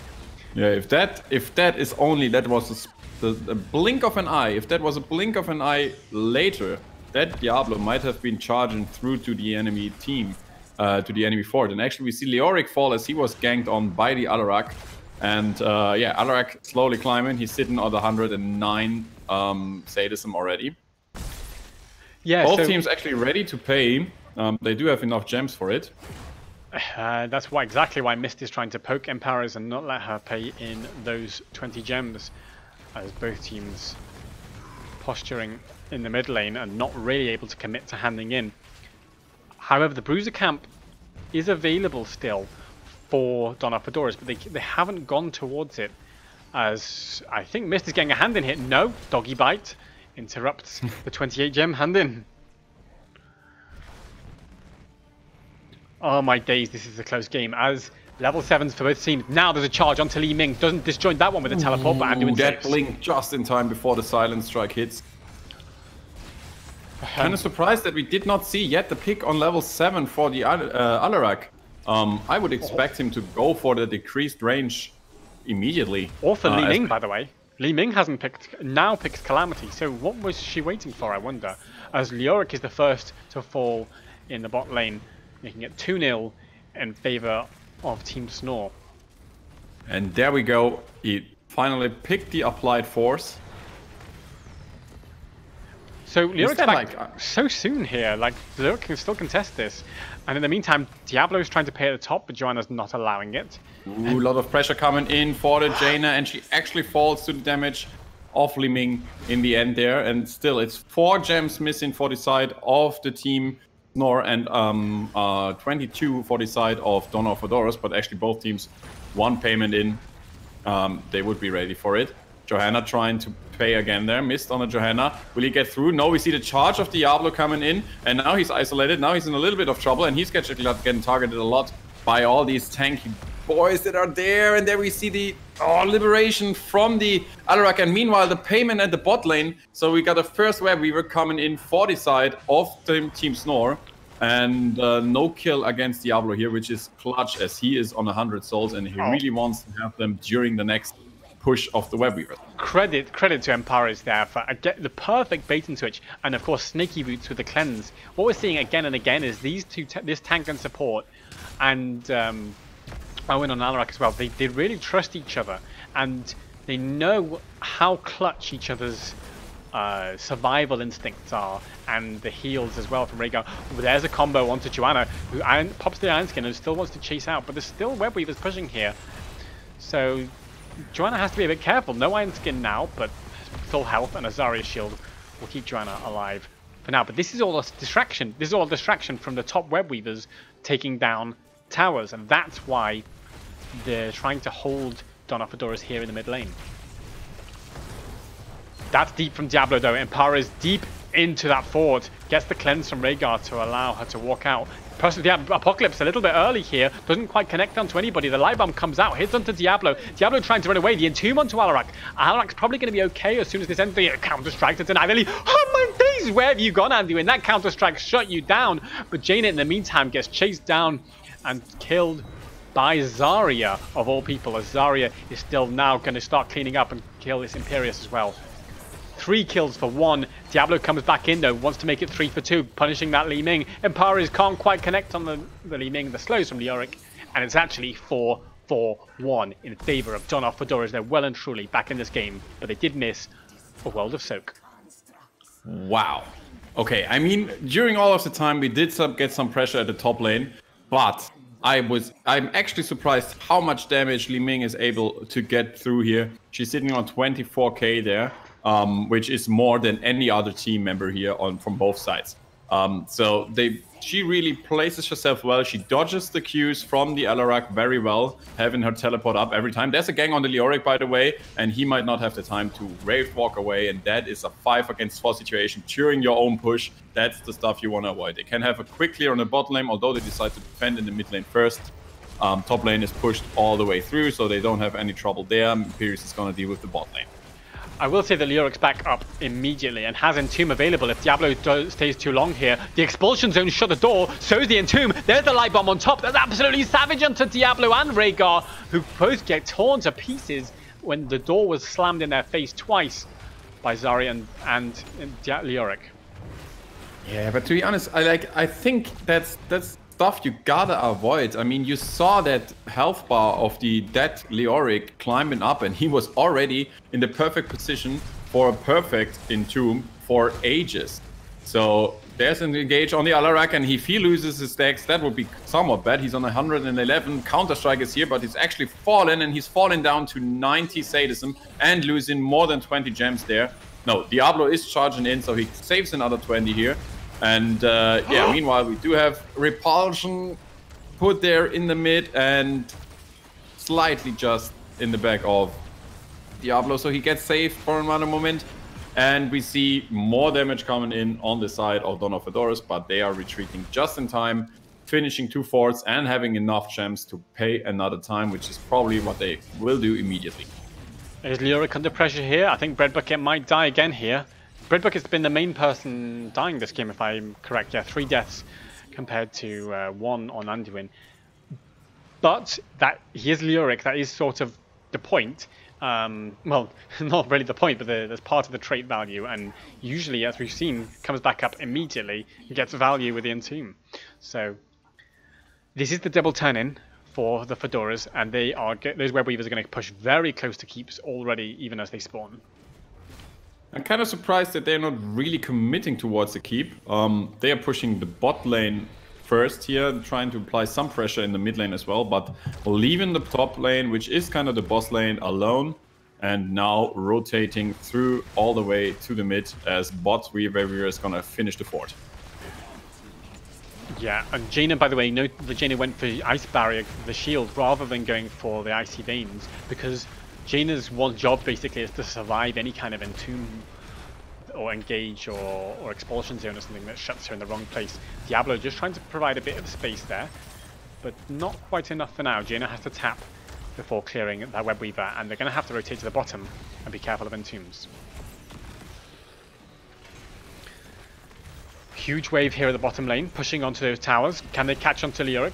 Onto Diablo, uses the slows onto Diablo there, as Alarak. Oh, the Entomb onto Alarak, has the counter-strike available, with the Apocalypse on top. That's pretty nasty. In comes the Ancestral Healing to keep Alarak alive, and the Apocalypse is hit onto 2-3 members there, starting to get value. Anduin pulled back in and killed by Alarak, and that's a kill already, and they're going for more. Ruini in the Blizzard probably will be next to fall, using this spell barrier of level 13 to try and tank the Blizzard, but it's just not enough. And there's 2 kills for nothing in favor of Team snOr there. What an interesting match, this third one that we actually see. To be honest with you, I expected a lot uncloser. Meanwhile, Li Ming caught out of position there, and she actually gets another teleport, but it's not enough, falling to the damage of the Jaina here. And that means, in the end, another 34 seconds in a 4 against 5 situation once Anduin and Zarya are back. Erwin starting the siege camp before they do the hand in, so that will help pushing the bot lane. I'm slightly surprised they didn't try a boss play with Li Ming dead, but it's sort of fair enough because it would have been 5v4, and it's just a high risk play because if they lose it, potentially they lose the game. Whereas this way is a solid way of getting themselves back into the game, back on the XP train, get themselves some sadism maybe for Alarak up and running. And all they have to really be careful of is a big Entomb and expulsion zone engage. Right, so level 16 is here for both teams, and it actually looks like we're gonna see a fight on the mid fort. Good damage coming in on the Alarak first from the Li Ming here, and now he's healed up, so no problems for the moment. We see Imperius being ready for a flank there at the top lane. Question is, will they really go for this with the Web Weaver in the mid, as it is already pretty low? We see a good combination on that Zarya, but she's at high health anyway, and now They watch for the rotation, but they rotate themselves up to the top lane. We do have a Web Weaver there, which is still at half health. Nice damage coming in on the Li Ming, but the trade of Anwin is ready to save her for another day. And now they do have the timing to wait for the Rough Burst momentum to kick in until the Eldrac has his combo back up. And there's the Light Bomb coming in on the Johanna, but actually only hitting the Diablo, and he's out of trouble for the moment. There we see Leoric coming in from the side, and we're gonna see an Entomb by Maxum. So where's the Entomb? There's the Entomb, and it's only hitting Irvin, but he's healed by the Ancestral, and we have Apocalypse to disengage for his own team. And everybody is looking pretty healthy on both sides, except for Li Ming, who has to be really careful, but she's actually flanking from the side and desperately looking for that one kill that she needs. But it's Imperius who is going after her. Jaina on Mela himself has to be really careful and is going all the way in the backline. Now we see an engage on Leoric from the Diablo there, and now Imperius is dropping low himself. We see Johanna going afterwards, and they get the kill against the Imperius, and that is getting the first reset for Li Ming. Can they get even more kills? They have to be careful though themselves. The focus, the call is made on Diablo, and he gets pushed a little bit forward, and that is the finish against him from the Li Ming, and it's a 2-4-0 for the side of Donna Fedoras, who are actually showing quite an impressive performance here in this third match tonight. Wow, I mean, there's so much that happened there. So it's quite difficult to analyze, as that was an intense fight. It basically is a slight overstep, I would call it, from Team snOr, who just went a little bit too close to the keep, and Johanna called the right moment to go in and pull the trigger with that Light Bomb engage. The cleanse was immediately used onto Diablo. By the way, can I just say yet again, for like the 12th millionth time in this game today, Snaky Boots on Rhaegar is an actual god. Like, the Entomb was used, and the Ancestral was on whoever was in the Entomb immediately, like before the, like as the damage was coming out, so that it was perfectly balanced out, and they were saved. The cleanse on Diablo was clutch as well, and it almost looked like they were staying in this game, but Li Ming, slithering around on such little HP, managed to cause some destruction with the help of Zarya, of course. In comes Leoric now, catches the Entomb onto Diablo. The Light Bomb's going to follow that up, but has the cleanse from Rhaegar, and that's just about allowed Diablo to escape from that Entomb. Raffaoli is going in with the Imperius, trying to get some value, puts a bit of pressure, but no, it's Imperius who falls instead. Diablo is in pretty deep, and this boss is going all the way to the core. If Li Ming can kill Diablo here, this might well be game. It seems like the Fedoras want to go all the way with this boss. Oh, Jaina just about ice blocks to save herself before she can get into the fountain, but now the boss falling pretty low. Can snOr save it this game number 3 here? Can they hold themselves in? I think they can. I think the boss has gone down here. It's 3v5 though. If Jaina dies, it's going to be all she wrote. Leoric, 29 gems and falling, 750 HP, sits about. Anduin with the saves. Li Ming, slightly overcommitting, but the Zarya shield is there. In comes Li Ming, combo onto Diablo and the Entomb, and that's going to be the kill, and it's probably going to be game because Jaina and Imperius cannot 2v5 this, surely. Johanna's pretty low, but they're going in. The Fedoras are hungry to stay in this grand final. They want to make it 2-1. They want to come back with the reverse sweep, and they win they win this and bring it to 2-1. Donna Fedoras, GG. Amazing. Amazing. That last fight showed you so much. I think it was so decisive we get the first kill. And they managed to be so close to dying, but the Donna Fedoras on any of the members, but Johanna being able to survive again and again and again with basically no health. Li Ming's being so able to survive again and again and again with basically no health. And they were all so close to death. And then in the end, once they got the first kill, Li Ming with the resets was able to provide even more damage and then get the momentum going for them during the team fights, together with the dominance, which is actually healing her up a lot, which was giving them enough chance there. What an amazing game. And to be honest with you, I've never seen a combination like that working on such a high level of gaming. Like we had a triple front line, so to say, with Zarya, Leoric, and main tank Johanna, and only Li Ming basically as a real damage dealer in there, and it worked out so fine. So that Zarya pick really, really perfectly played, and amazing performance on that Zarya as well. It's not only like having to do the right pick, but also perform on that level. And you don't often see expulsion zone from Zarya as well. Typically you see the black hole, the graviton surge, but here the idea, I think was you drop you either you shut the door on the fort with the expulsion zone, which we saw early game, or you have an entomb, and then you put expulsion zone inside the entomb, and it's a bit like a sort of permanent Emerald Wind or Augustus thing. It does that displacement, which I'm doing a diagram of now on camera, which you will see in 20 seconds, heroes at school. But where they're getting knocked around and you can't cast anything, you can't really do anything, and that's really unpleasant to be stuck in. Of course, the cleanses from Rhaegar saved some people from that a few times.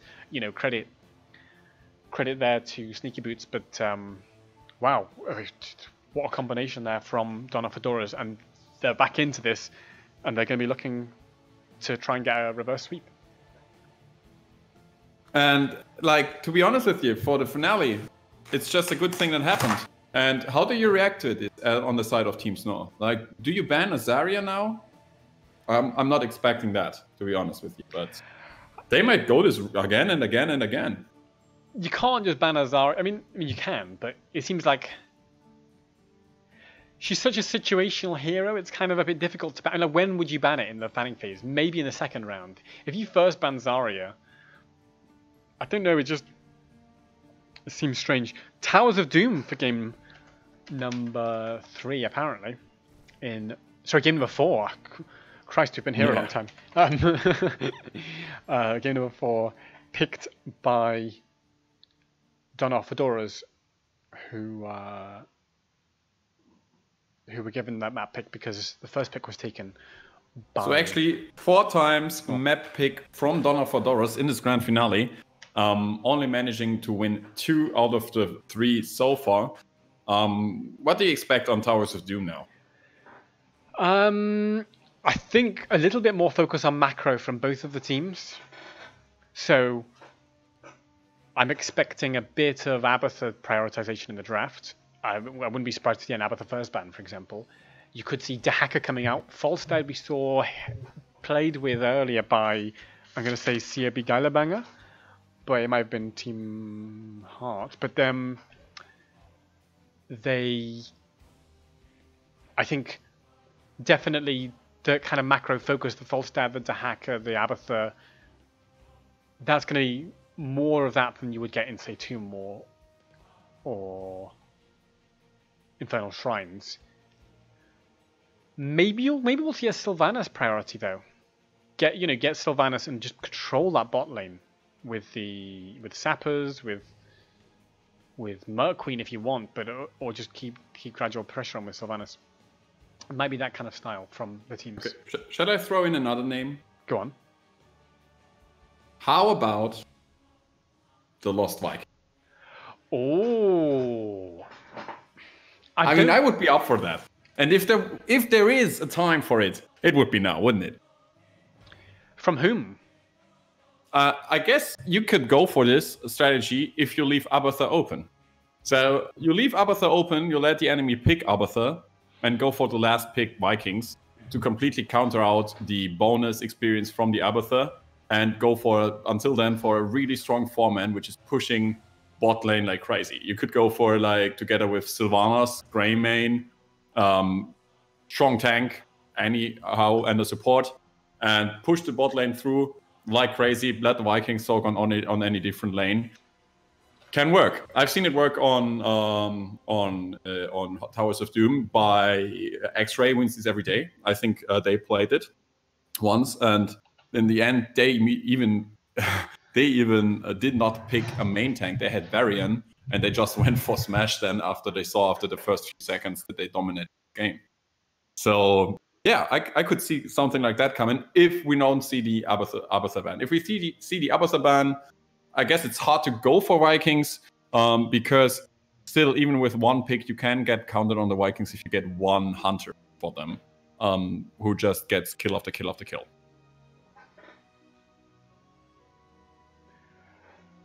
Right. Okay, so I think we're almost ready to go into the draft, although I've said that before, certainly, and that's not always... and that doesn't always mean that we are ready, because sometimes we've had tech issues, but so far, I think we are ready to go into game number 4. Game number 4 is a best of 5. Just a reminder for anyone who's just tuned in, you're watching the grand final of the Heroes Lounge Legendary Cup. This is it. I mean, if Team snOr win now here on Towers of Doom, then they win the Legendary Cup.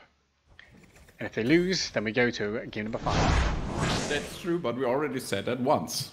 We did. Teams snOr only need to win one more, but it's getting more difficult and more difficult the less momentum you have. So psychologically thinking, it's not yet that we do have the advantage of Donna Fedoras, but if they manage to get into a game number 5, they definitely have the psychological advantage, and they could benefit from it easily. So I guess Team snOr really has to shut the door here now. Well, I'll tell you an achievement Team snOr have already done, which is they've already, just in this one series, they've taken more games off Donna Fedoras than anyone else in Season 10 combined. So, which is 1? Which is 2. Well, 2, because the Team snOr have won. Oh, yeah. Like, but that's the number of games, the total number of games that Donna Fedoras had lost to anyone else in the whole season. Empire is on Joanna. One thing we've seen consistently throughout today is Joanna really getting prioritized as a tank from all these teams. First bets are actually already going in. Just seen after Johanna pick, immediately go bet A. So yeah, Johanna really highly prioritized. And so far, I'm not sure. Did we see a Johanna loss so far today? I don't know. Someone tell us in the Twitch chat. Have we seen a Johanna loss? I've definitely not been keeping stats, but you could go onto the heroeslounge.gg website or type !bracket and do all the legwork for us viewers at home. Check through all the drafts that you've seen today, and the stats are on there, and it will tell you how Joanna has done. Anduin and Hanzo. We have the encounter with the Anduin pick pretty early here, and the Hanzo. So again, going for a light bomb, but still missing the target there, I guess. But we do have some more picks left. Yeah, it's still there's still things to be picked here. Greymane picked up by Mela. That's gonna probably put a bit of a threat. I mean, so we know that Mela's Valor is not allowed anymore in any of these games in this grand final so far, from what I've seen. Snaky Boots on Rhaegar. To be honest, I would have thought about banning that if I was on the side of Fedoras, because Snaky Boots on Rhaegar is just devastating. And then if you combine that with taking away the Anduin in your pick phase, then maybe you take some of that power of Snaky Boots off. But instead, they've opted to ban ETC and Valor obviously early on, and now the able to ban later on than I was expecting. And there's the Zarya Garrosh, the classic. That is nice to see. But to be honest with you, I see Sylvanas Vikings now. I want to see it. I think give me Sylvanas Vikings. Sylvanas definitely. Maybe you don't need to go Vikings. Just put a Dahaka or something else to soak like that. Oh yeah, Dahaka would be such a good pick here as well. But let's see what they pick. Falstad for the global instead, and Irel for whatever Irel does. And that's going to be played by Raffaloy, I assume, which means Owen on the Falstad. So, I mean, what do you make of the Falstad versus, say, a Dahaka? I mean, I get the idea of Irel with the bonus that she brings is that she can block the throw from Garrosh and then immediately jump back herself. Then, by the way, we have again the triple frontline combination, this time backed up not with the Li Ming but with the Hanzo, which is providing with basically as much damage as likewise. But I would have preferred the Dahaka nonetheless and the Sylvanas to it. I felt like this could work on Towers of Doom pretty well. But yeah, I get the idea of Falstad. I like to play him as well on Towers of Doom. You can play for the wingman, get the camps that are in a neutral position, or the one camp that is in a neutral position at the top lane, and then fly back to your team at any time, which can provide you with that consistent push on the top lane and can help you secure the win on this map. But on the other side, it's fairly clear that the Dawn of Fedoras think like they might have found their way here with the Zarya, Leoric, and main tank somehow, whatever. This time they did not get the Johanna, so they went with the Garrosh. Could it work another time? We will see. We will indeed. Let's go into game number 4 in this best of 5 series. Potential match point here. And on the left, in blue, it's Team snOr with Erwin on Falstad, Snaky Boots on Rhaegar, Empires on Johanna, Rafaloy on the Irel, and Mela on the Greymane. 5, 4, 3, 2. I've lost your sound again, heroes. Sorry. Fight. Got it. On the right side, Dawn of Fedoras coming back into this grand finale, maybe. We do have Ruini on Zarya, Mist on the Garrosh, Red Bucket is playing the Leoric, Alone Name on Anduin, and Arunas on the Hanzo. Excuse me. Yeah, so everything in this game probably is going to revolve around that Zarya Garrosh. Like, once Zarya gets level 4, the movement speed is going to be used to speed Garrosh in, and he's going to try to throw somebody, and that's going to be a gank combo again and again. Now, Towers is a map where I think you can avoid that sometimes, so it's going to be all about how these teams pivot around the map and their positioning and their rotations, because people are in general going to be very exposed to Garrosh if they're not in a very safe location. Yeah, to be honest with you, there's another thing that we did not yet mention here. One of the reasons that Zarya did work so well in the last match was that it was like the perfect counter to that single target blow up build that the team of Team snOr was putting up there. So yeah, they encountered that, but and they provided Zarya with basically non-stop energy. This is a map where you don't encounter each other too often, so she's not gonna have that much energy. No, and in fact only at half energy at the moment, but still a bit annoying for Falstad to deal with. I think it's more... yeah, it means Zarya's going to do less overall damage. They're thinking about contesting this, are they? No, and Perez goes in, puts the condemn out, puts pressure onto Garrosh, who has to sit back. Yes, so it's going to be more about post-level 4, using that Zarya movement speed talent to combine with Garrosh and run at the enemy, get a throw, get a pick, and then get killed. Now, there's one good response to that, and that's cleanse. And I'll tell you what, Snaky Boots has been the best cleanser I've seen in this Legendary Cup. So it may be that the question is, which is more impactful, the Garrosh throw or the Snaky Boots cleanse? And that may be what decides the Legendary Cup of all things here today. Yeah, so level 4 is here. Now that gives the speed barrier that we've spoken about, which is 50% of the idea behind the Zarya Garrosh combination. And yeah, there's one thing that kind of is interesting for me to see there, that we do have, first of all, a gank on the Leoric at the top lane, but he makes way out with the Wraith Walk. We do have this this situation where you can easily go in with the Garrosh and try to isolate a target, but still, they're not really providing with the damage to then secure the kill afterwards. Yeah, it's only really Hanzo and Zarya. Now, Zarya depends on the energy. So if Zarya's got a lot of energy, I think whoever gets thrown in will be blown up. But if Zarya doesn't have a lot of energy, they may well be able to walk out of there. Lovely shield onto Garrosh, allows Garrosh to turn around and uses it to run away this time rather than to run in. Sits back, Anduin got to be careful as Garrosh, as Johanna puts pressure there, and Garrosh tries to zone. Meanwhile, on the bot lane, we did see an engage coming in onto the Rhaegar, but now it's a 4 against 2 situation. The rest of the team of Dawn of Fedoras is a little bit behind, so they isolate Hanzo and he has to run, but now the rest of the team is reunited with them, and we see Zarya actually channeling through, and they might get the next few shots in, so it's 36 to 32 out of the side of Dawn of Fedoras in the core health.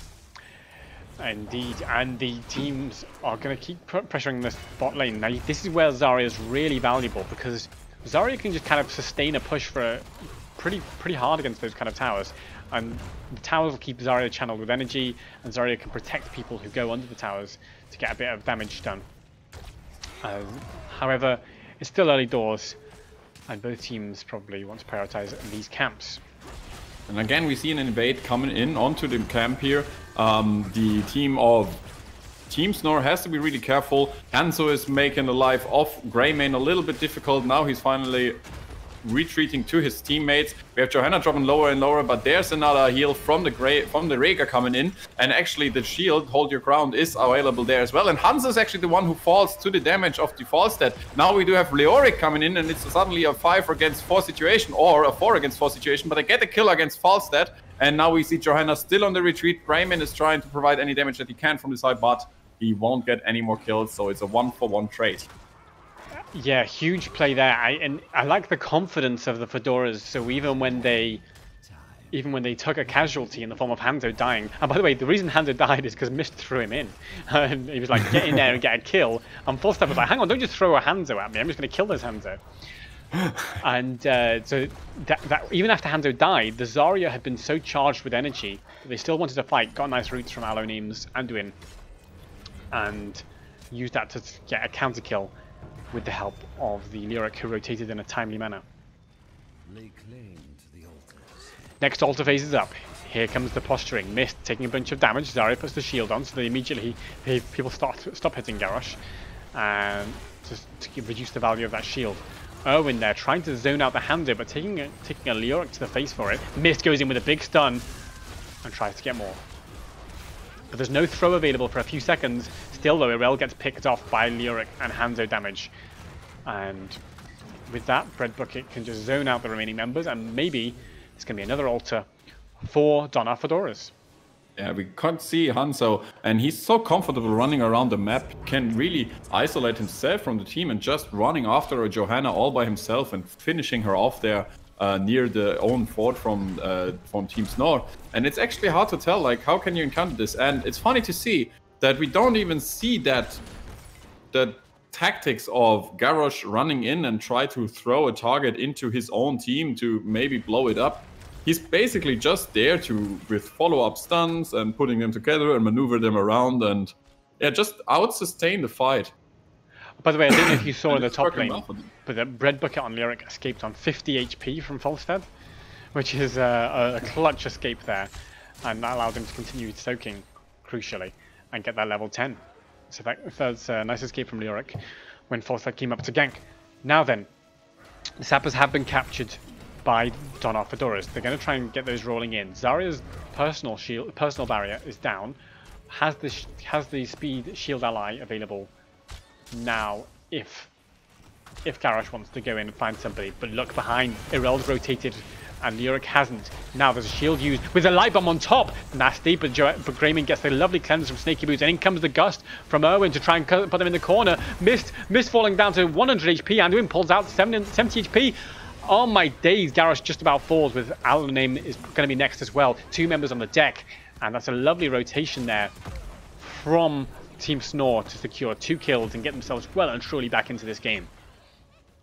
Yeah, and a close call again on the Rhaegar, who perfectly put his Ancestral once again. So Snaky Boots all day long on that Rhaegar, really showing great performances, and in this fight as well.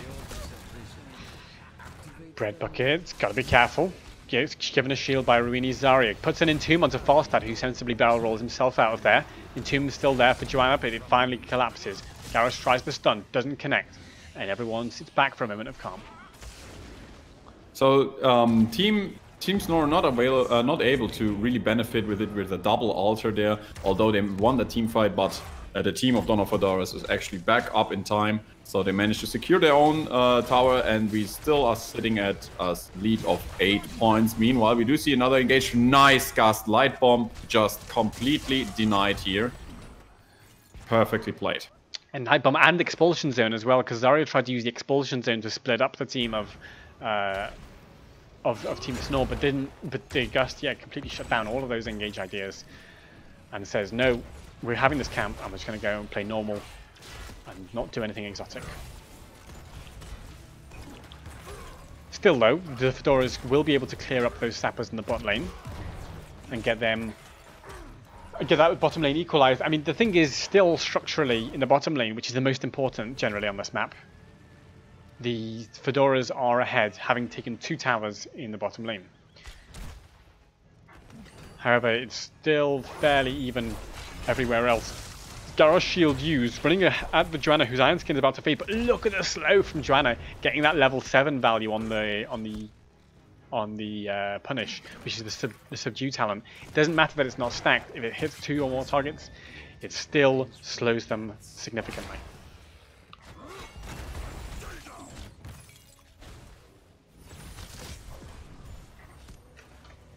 Both teams. Yeah, especially against this triple front line that we do see here. We have, of course, with the Cursed Bullet and that Subdue talent, we already have like few answers to that, and especially to the bonus movement speed that we get is kind of negated with the Subdue as well. So this is really working in the favor of snOrs.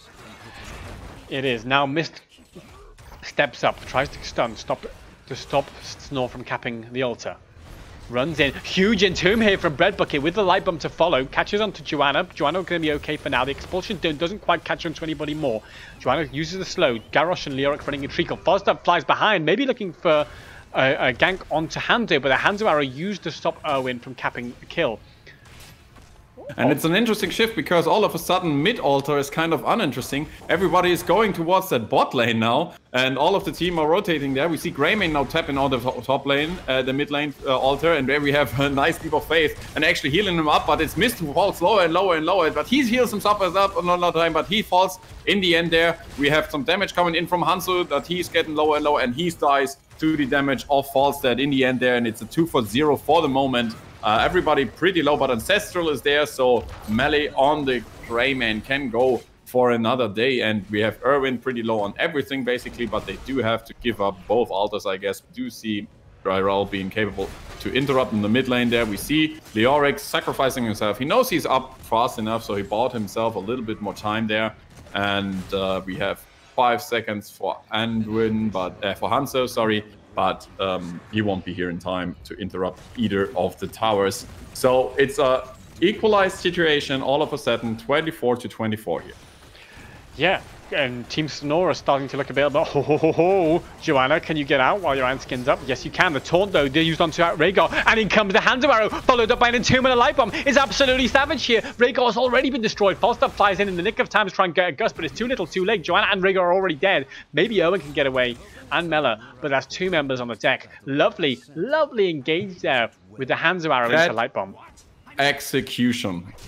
They maxed out every stun time there. Amazingly played and perfectly put to success with the kill against Rhaegar and Johanna here. The dream team that for another 15 seconds here. And yeah, gonna be interesting to see how much they're gonna capitalize on that. They will apply some more pressure onto the bot lane. Together with the camp, they might be able to actually even get it down. Expulsion zone's up, so basically no one can go anywhere near Zarya here, otherwise they're going to get ganked because the expulsion zone will shut the door on their escape. So, with that in mind, Greymane throws it. The lockdown. Is Garrosh still alive? He went down to double digits HP. What? How did he get out there? I mean, the Leap of Faith with the perfect timing. There he saves his friend with the into the fray. And now we see the Light Bomb coming in. And actually, what a counter there. The taunt against Greymane. And he actually falls. And we see this throw. No, it was Rhaegar who jumped herself. And now the Entomb is here onto the Johanna. And she has no escape out of there. So she's gonna fall as well. What an execution there. The almost kill against the Garrosh and then the turnaround. And they get the kill against Johanna and Greymane there. What a finale we do have here. This is turning out to be a fantastic, fantastic grand final between these two teams of really the highest caliber here in the Legendary Cup. The execution that we're seeing from Fedoras, and also the confidence that they seem to lack in games 1 and 2. They've seemingly found it out of nowhere. Owen, you've got to be a little bit careful flying into 4 members of the enemy team and their fort here. There's Garrosh running through. There's nothing to dismount him. Owen gets thrown in. Good night. And he might have seen a chance there, but he must have known that Zarya was already there. He probably did not expect the rest of the team to rotate bot as well. But this was pretty much a given situation on the altar there, but nonetheless, the team was on their way there. And so they managed to get the kill there against Falstaff. This is starting to look really good for Fedoras.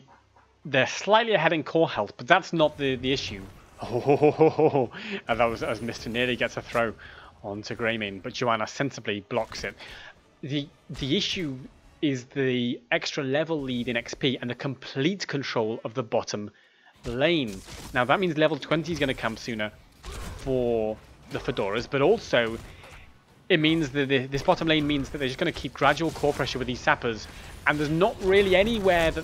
Oh, is this a gust attempt? It's a gust into the death zone. It's absolutely brutal. The light bomb onto Garrosh won't even connect because he's already dead. The expulsion zone is only serving to zone Rhaegar, and maybe they can chase and get Ruini here. There is a fort which will stop Greymane from chasing too deep. Hando jumps over the wall to escape. Irel, played by Rathaloy, trying to block the exit for Arunas. Arunas goes down. Can Zarya get away? 100 HP. No, he can't. That gust, though, that actual gust from Owen. And you had to be clutch on that. It's not like flying behind there because it would have been too early, so they could have reacted to that. So he really had to make the move with the barrel roll, and he had the perfect angle to be quick enough so that they can react and still be in an angle that they're gonna end up in the dead zone at their own core. I don't remember who it was we saw play Falstad on Towers of Doom earlier. I think it might have been Gylabang or that Team was Heart. COB Gylabang, okay, COB, yeah. The double payoff there. And they tried to do a gust play, and they got a good gust and stuff, but this one just looked so perfect, and Garrosh just disappeared, and the focus that followed up. And by the way, the reaction time was razor sharp from Fedoras as well, but it just wasn't enough. It wasn't enough. The light bomb on Garrosh wasn't enough. The Anduin save wasn't enough. And of course, because when you gust 4 members into the death zone, they all panic. They can't save each other. They can't have that coordinated team play that Fedoras have been doing so well up until that moment. And now the level 20s are there. I was saying it was a level lead for Fedoras before. It's a level lead just based on that one play. It's a level lead instead for Team snOr as they go in with a Blessed Shield. Tries to lift the wind tunnel. Oh, that is hurting a lot, and it's gonna mean a lot of trouble. We have Garrosh, Anduin dead, and Zarya as well. Wow. Falstad with the plays today. Owen really carrying Team snOr right now, holding them, taking them potentially to grand final victory, to the legendary cup victory that they so crave right now. However, it is Towers of Doom. It's never over until the core is on 0 HP. 3 sappers are going to roll in that bot lane. I think Fedoras can probably clear it, but in the meantime, Team snOr are going to go and consolidate, get some more keeps. Hanzo has to be careful here against that Irel. Yeah, because he does indeed. So they can't clear the bot lane, and it's gonna be in another 3 shots. Mid fort is gonna fall as well. And they basically can't do anything for the next 15 seconds until all those members are alive.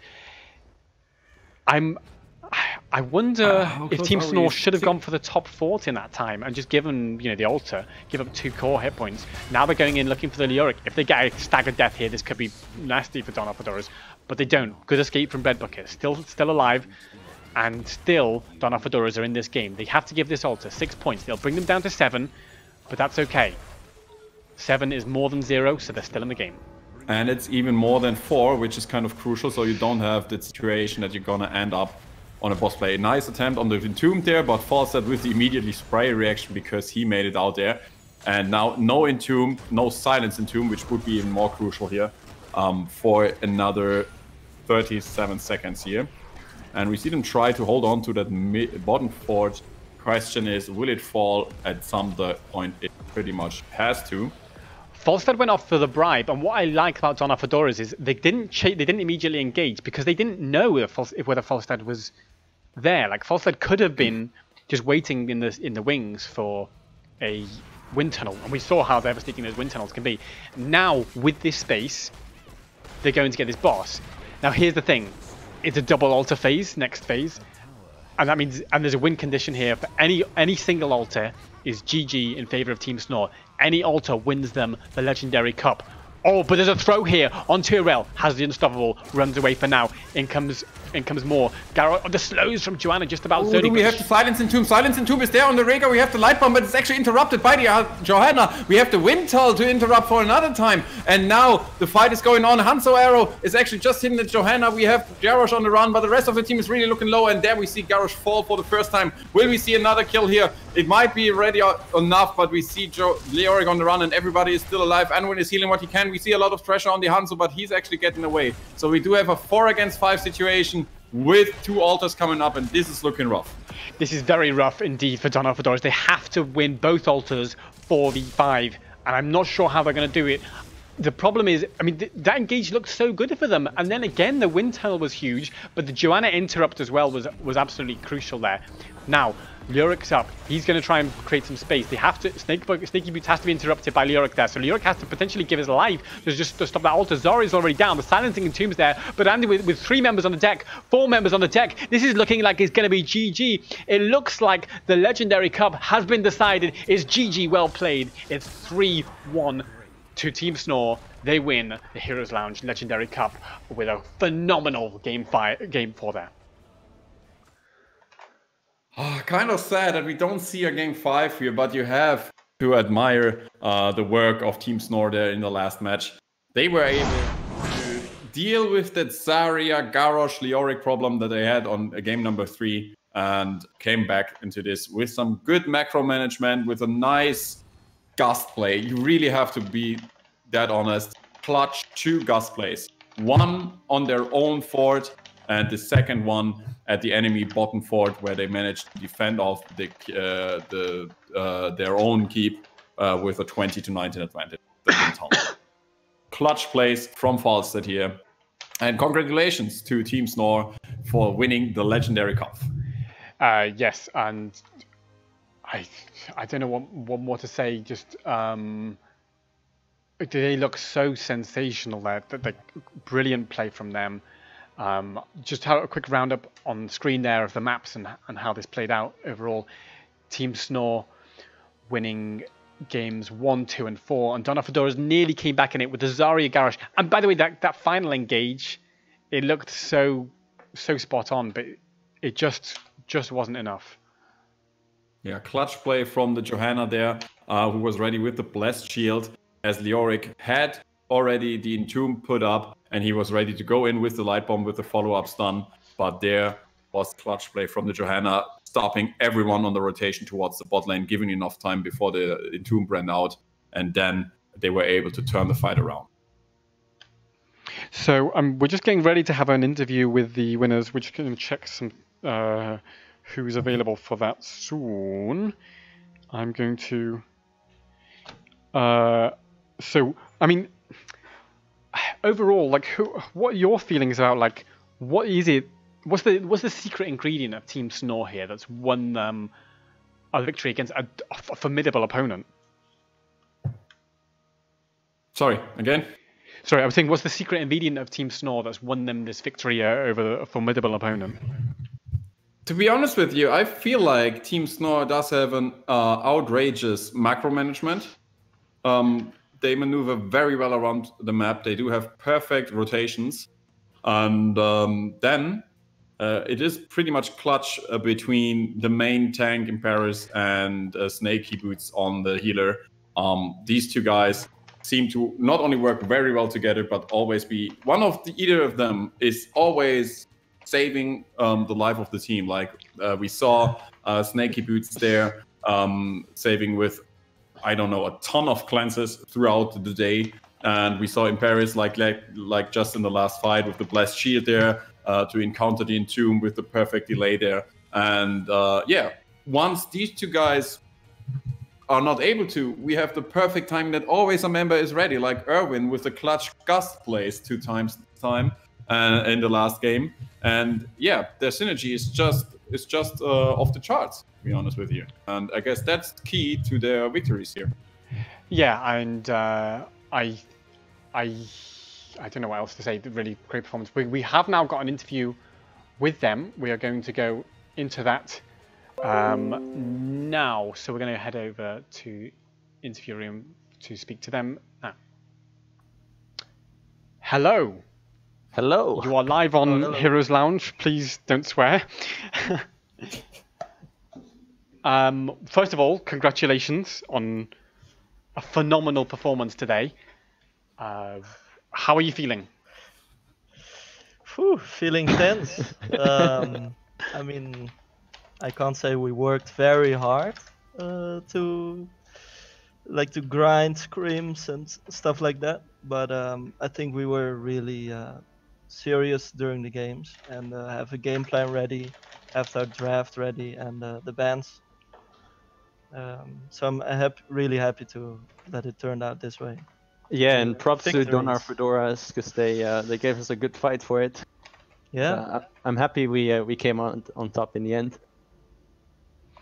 Yeah, I mean it was a a sensational series. I mean, I have to say when the Zarya came out, you know, things looked like you guys might not be so confident with your win, but because that game number 3 took over, you know, they kind of took a bit of the initiative away from you. How were you feeling, you know, when that Zarya pick sort of gave you a bit of run for your money? So we were kind of squeezed on range damage. They banned, I think, Vala and Hanzo on Tomb game. So yeah, to get pressure on frontline and Zarya comp early game, you need some kind of auto attacker, I believe. But we still went for the Jaina because like we played earlier today with the Diablo Jaina comp, and it turned out really good. But yeah, I didn't expect the Zarya actually because they had Li Ming. It's pretty hard to out-sustain, but yeah, Zarya was always full energy. They completely countered the Alarak, and it was a challenge. Yeah, they played that really good. I think with the Zarya pick, we were still very confident in our own draft, but the fights were very close. For example, the one that decided it basically on top lane, I think we had just as much of a chance of winning that one as Donar Fedoras did, but yeah, just didn't turn out that way. And then we found a way to counter it in the 4th game. Well, I mean, even in the 4th game, you looked a bit like you were struggling because they had control of the bottom lane, and then Owen, your gusts. I mean, with the I'm sure the stuff that casters' dreams are made of, like that 4-man gust into the death zone. We were all like, "What? This is crazy." What is the comms like in a situation like that? The comms was like the Empress, our tank, called it. Okay, so if you have balls of steel, you gust them into the tower range. And I was like, yeah, this always looks bad when you try this. So yeah, I eat in the flank, and they didn't see me or something, and it pulled off. Yeah, it turned out pretty good. So from there on, we were all like hyped up and full energy to pull through and get the win. I think it was a really good turning point for us. I'm hoping some people have clipped it and stuff. Well, we've got some replays and stuff saved, and of course the VOD will be up for weeks if you want to go back and watch your glory moments, and I can send you some clips. But yeah, I mean that was, and also the wind tunnel later on against the wall. I mean, wind tunnel. Look, you know, we've all seen players do wind tunnels against a wall and do game-winning plays. But the reality is, against a top-level team like Donar Fedoras, because we were talking in the cast, like, you took more games off Donar Fedoras today than Donar Fedoras have lost in the whole of season 10 up until now.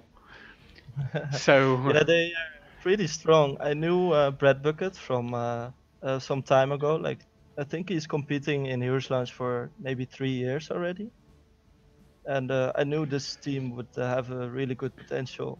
I believe also Brad Bucket is shot calling, and I really felt it during macro calls. He was always like, yeah, one step ahead sometimes, then I was a step ahead with shot calling. It was really fun to play. So, joining us for this interview, we have Vice Lounge Master Tiny Owl, who's going to say a few words, I think, as well. Yeah, good evening, Karis. And yeah, first off, props to you there for casting all day. Yeah, I'm tired from watching all day, and I can't imagine how you guys must be feeling. Super intense. Yeah, so congratulations to Team snOr, Team Mustache. Yeah, I've been. Yeah, I was with you in the first game there, and I think you've done increasingly better throughout the day. Like, I saw some really nice ancestrals.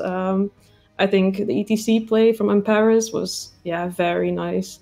Like I loved her try to go to her bus to get a Q to go just a bit further to grab an enemy. I mean, it didn't work out, but it was still like really fun to watch. And yeah, like it was already said, like Spicy Gusts. Yeah, I think you guys definitely deserve it, and maybe Like, really well done. Thank you. So, Thank what have they won, Tiny L, as the What victors have of they the won? Legendary Well, Cup? You have won some very quality plastics. You will receive trophies, and you can send your address to Cosmic at the end of the evening. Then he will make sure you get them, and you will get a spicy custom emote. So you can give us an emote, and we will implement it in the lounge for you forever to remember. Sweet. Wow. Yeah, Sweet. Thanks. very sweet. You'll be emote celebrities. Exactly. Yeah. And I also wanted to shout out Donna Fedoras for putting up like a really good fight. I love seeing the Zarya from Rooney. Obviously, I know it's a pocket pick of him.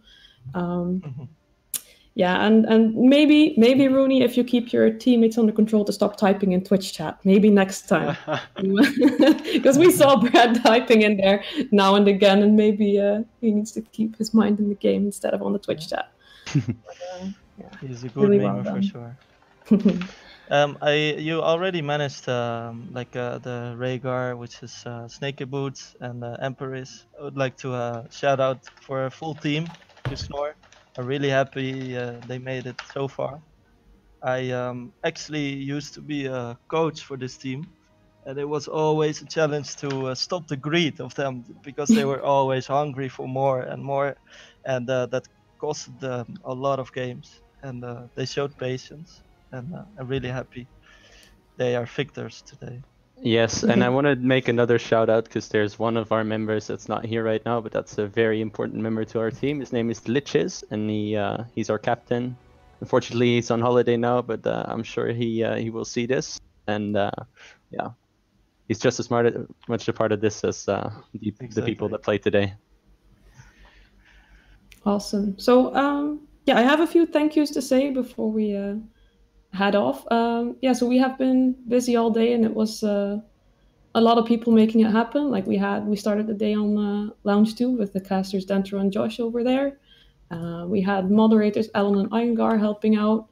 And then on Lounge 1, we've had Typhoon and Fishy behind the scenes all day. And obviously Transparent watching over us all to make sure we didn't have grief. Although every game seemed to have some grief today. We started off with Karis on a wrong stream. The wrong match. Yeah. We don't mention that. No, we don't. We'll keep it between us and stream that's watching now. It's fine. Oops. Oops. Yeah. So yeah, Karis and Heroes at School, thank you for this whole day. You really deserve a nice rest. Have a beer, have some food, some pizza, Doritos, I don't know, whatever you like. Go do it. Some decorated food. Yeah. But that's not all. We're doing all of this again tomorrow. So then tune in again for the Mythic Championship, like the biggest finale of them all. And if you like what you saw today, the signups are open for EU and NA right now. For NA, we'll have a long time because we have a bigger break in between. But for EU, it will be till the 17th of November to sign up. So if you like what you see, if you want to do the same, feel free to join. And there's also Division S coming very soon, isn't there, Tanyel? There is indeed. We'll have the first qualifier weekend next weekend. So there will be more coming for you. The qualifiers will be up, so you can join in that if you feel up to an extra level of play. Yeah, and viewers can type !DivS in the chat for more information, and also they can find out how to boost the prize pool with donations by following links from there. So I think that that's all we were going to ask you, Team snOr. But I mean, have you got any sort of final thoughts, comments you want to make? I'm really happy that the Heroes Lounge is there for competitiveness. I'm really happy to play competitive in this way. And after stream always up, I love to watch and to play. So shout out to you guys. Thanks. And for me, a special shout out to you guys and to Transparent, who was very good at answering all the questions that we had in between the games.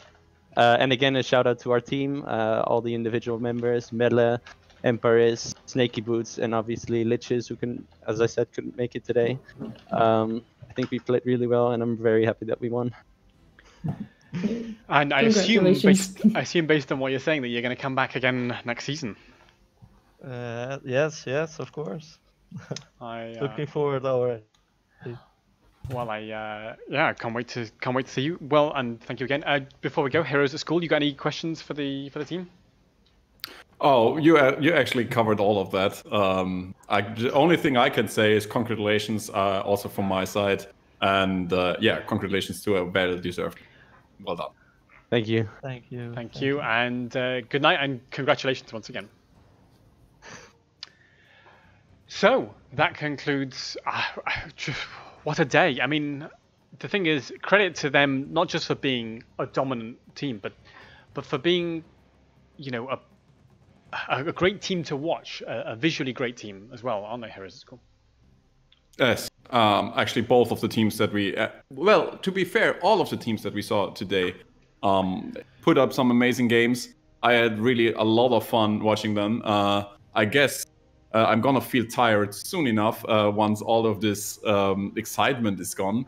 But it tells you already a lot that after 8 hours of streaming, at the moment, I don't feel tired at all just because I'm hyped by the games that we witnessed. And yeah, that tells you much about what Heroes Lounge is about, what it can give you. And yeah, looking forward to more of that for sure. Yeah, I mean, it's been just a fantastic day. Just we've had just insanely brilliant games.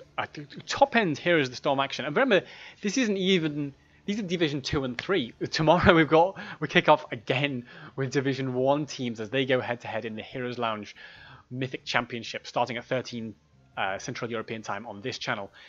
But yeah, and then there's Division S, as Tiny was mentioning, starting next weekend. So really loads to do. If you watching at home, if you've enjoyed this, definitely follow the channel. Definitely get involved with Heroes Lounge. We're always looking for people to help out. I can definitely say we're always looking for more casters so that I don't have to do 8 hours. No, I'm only joking.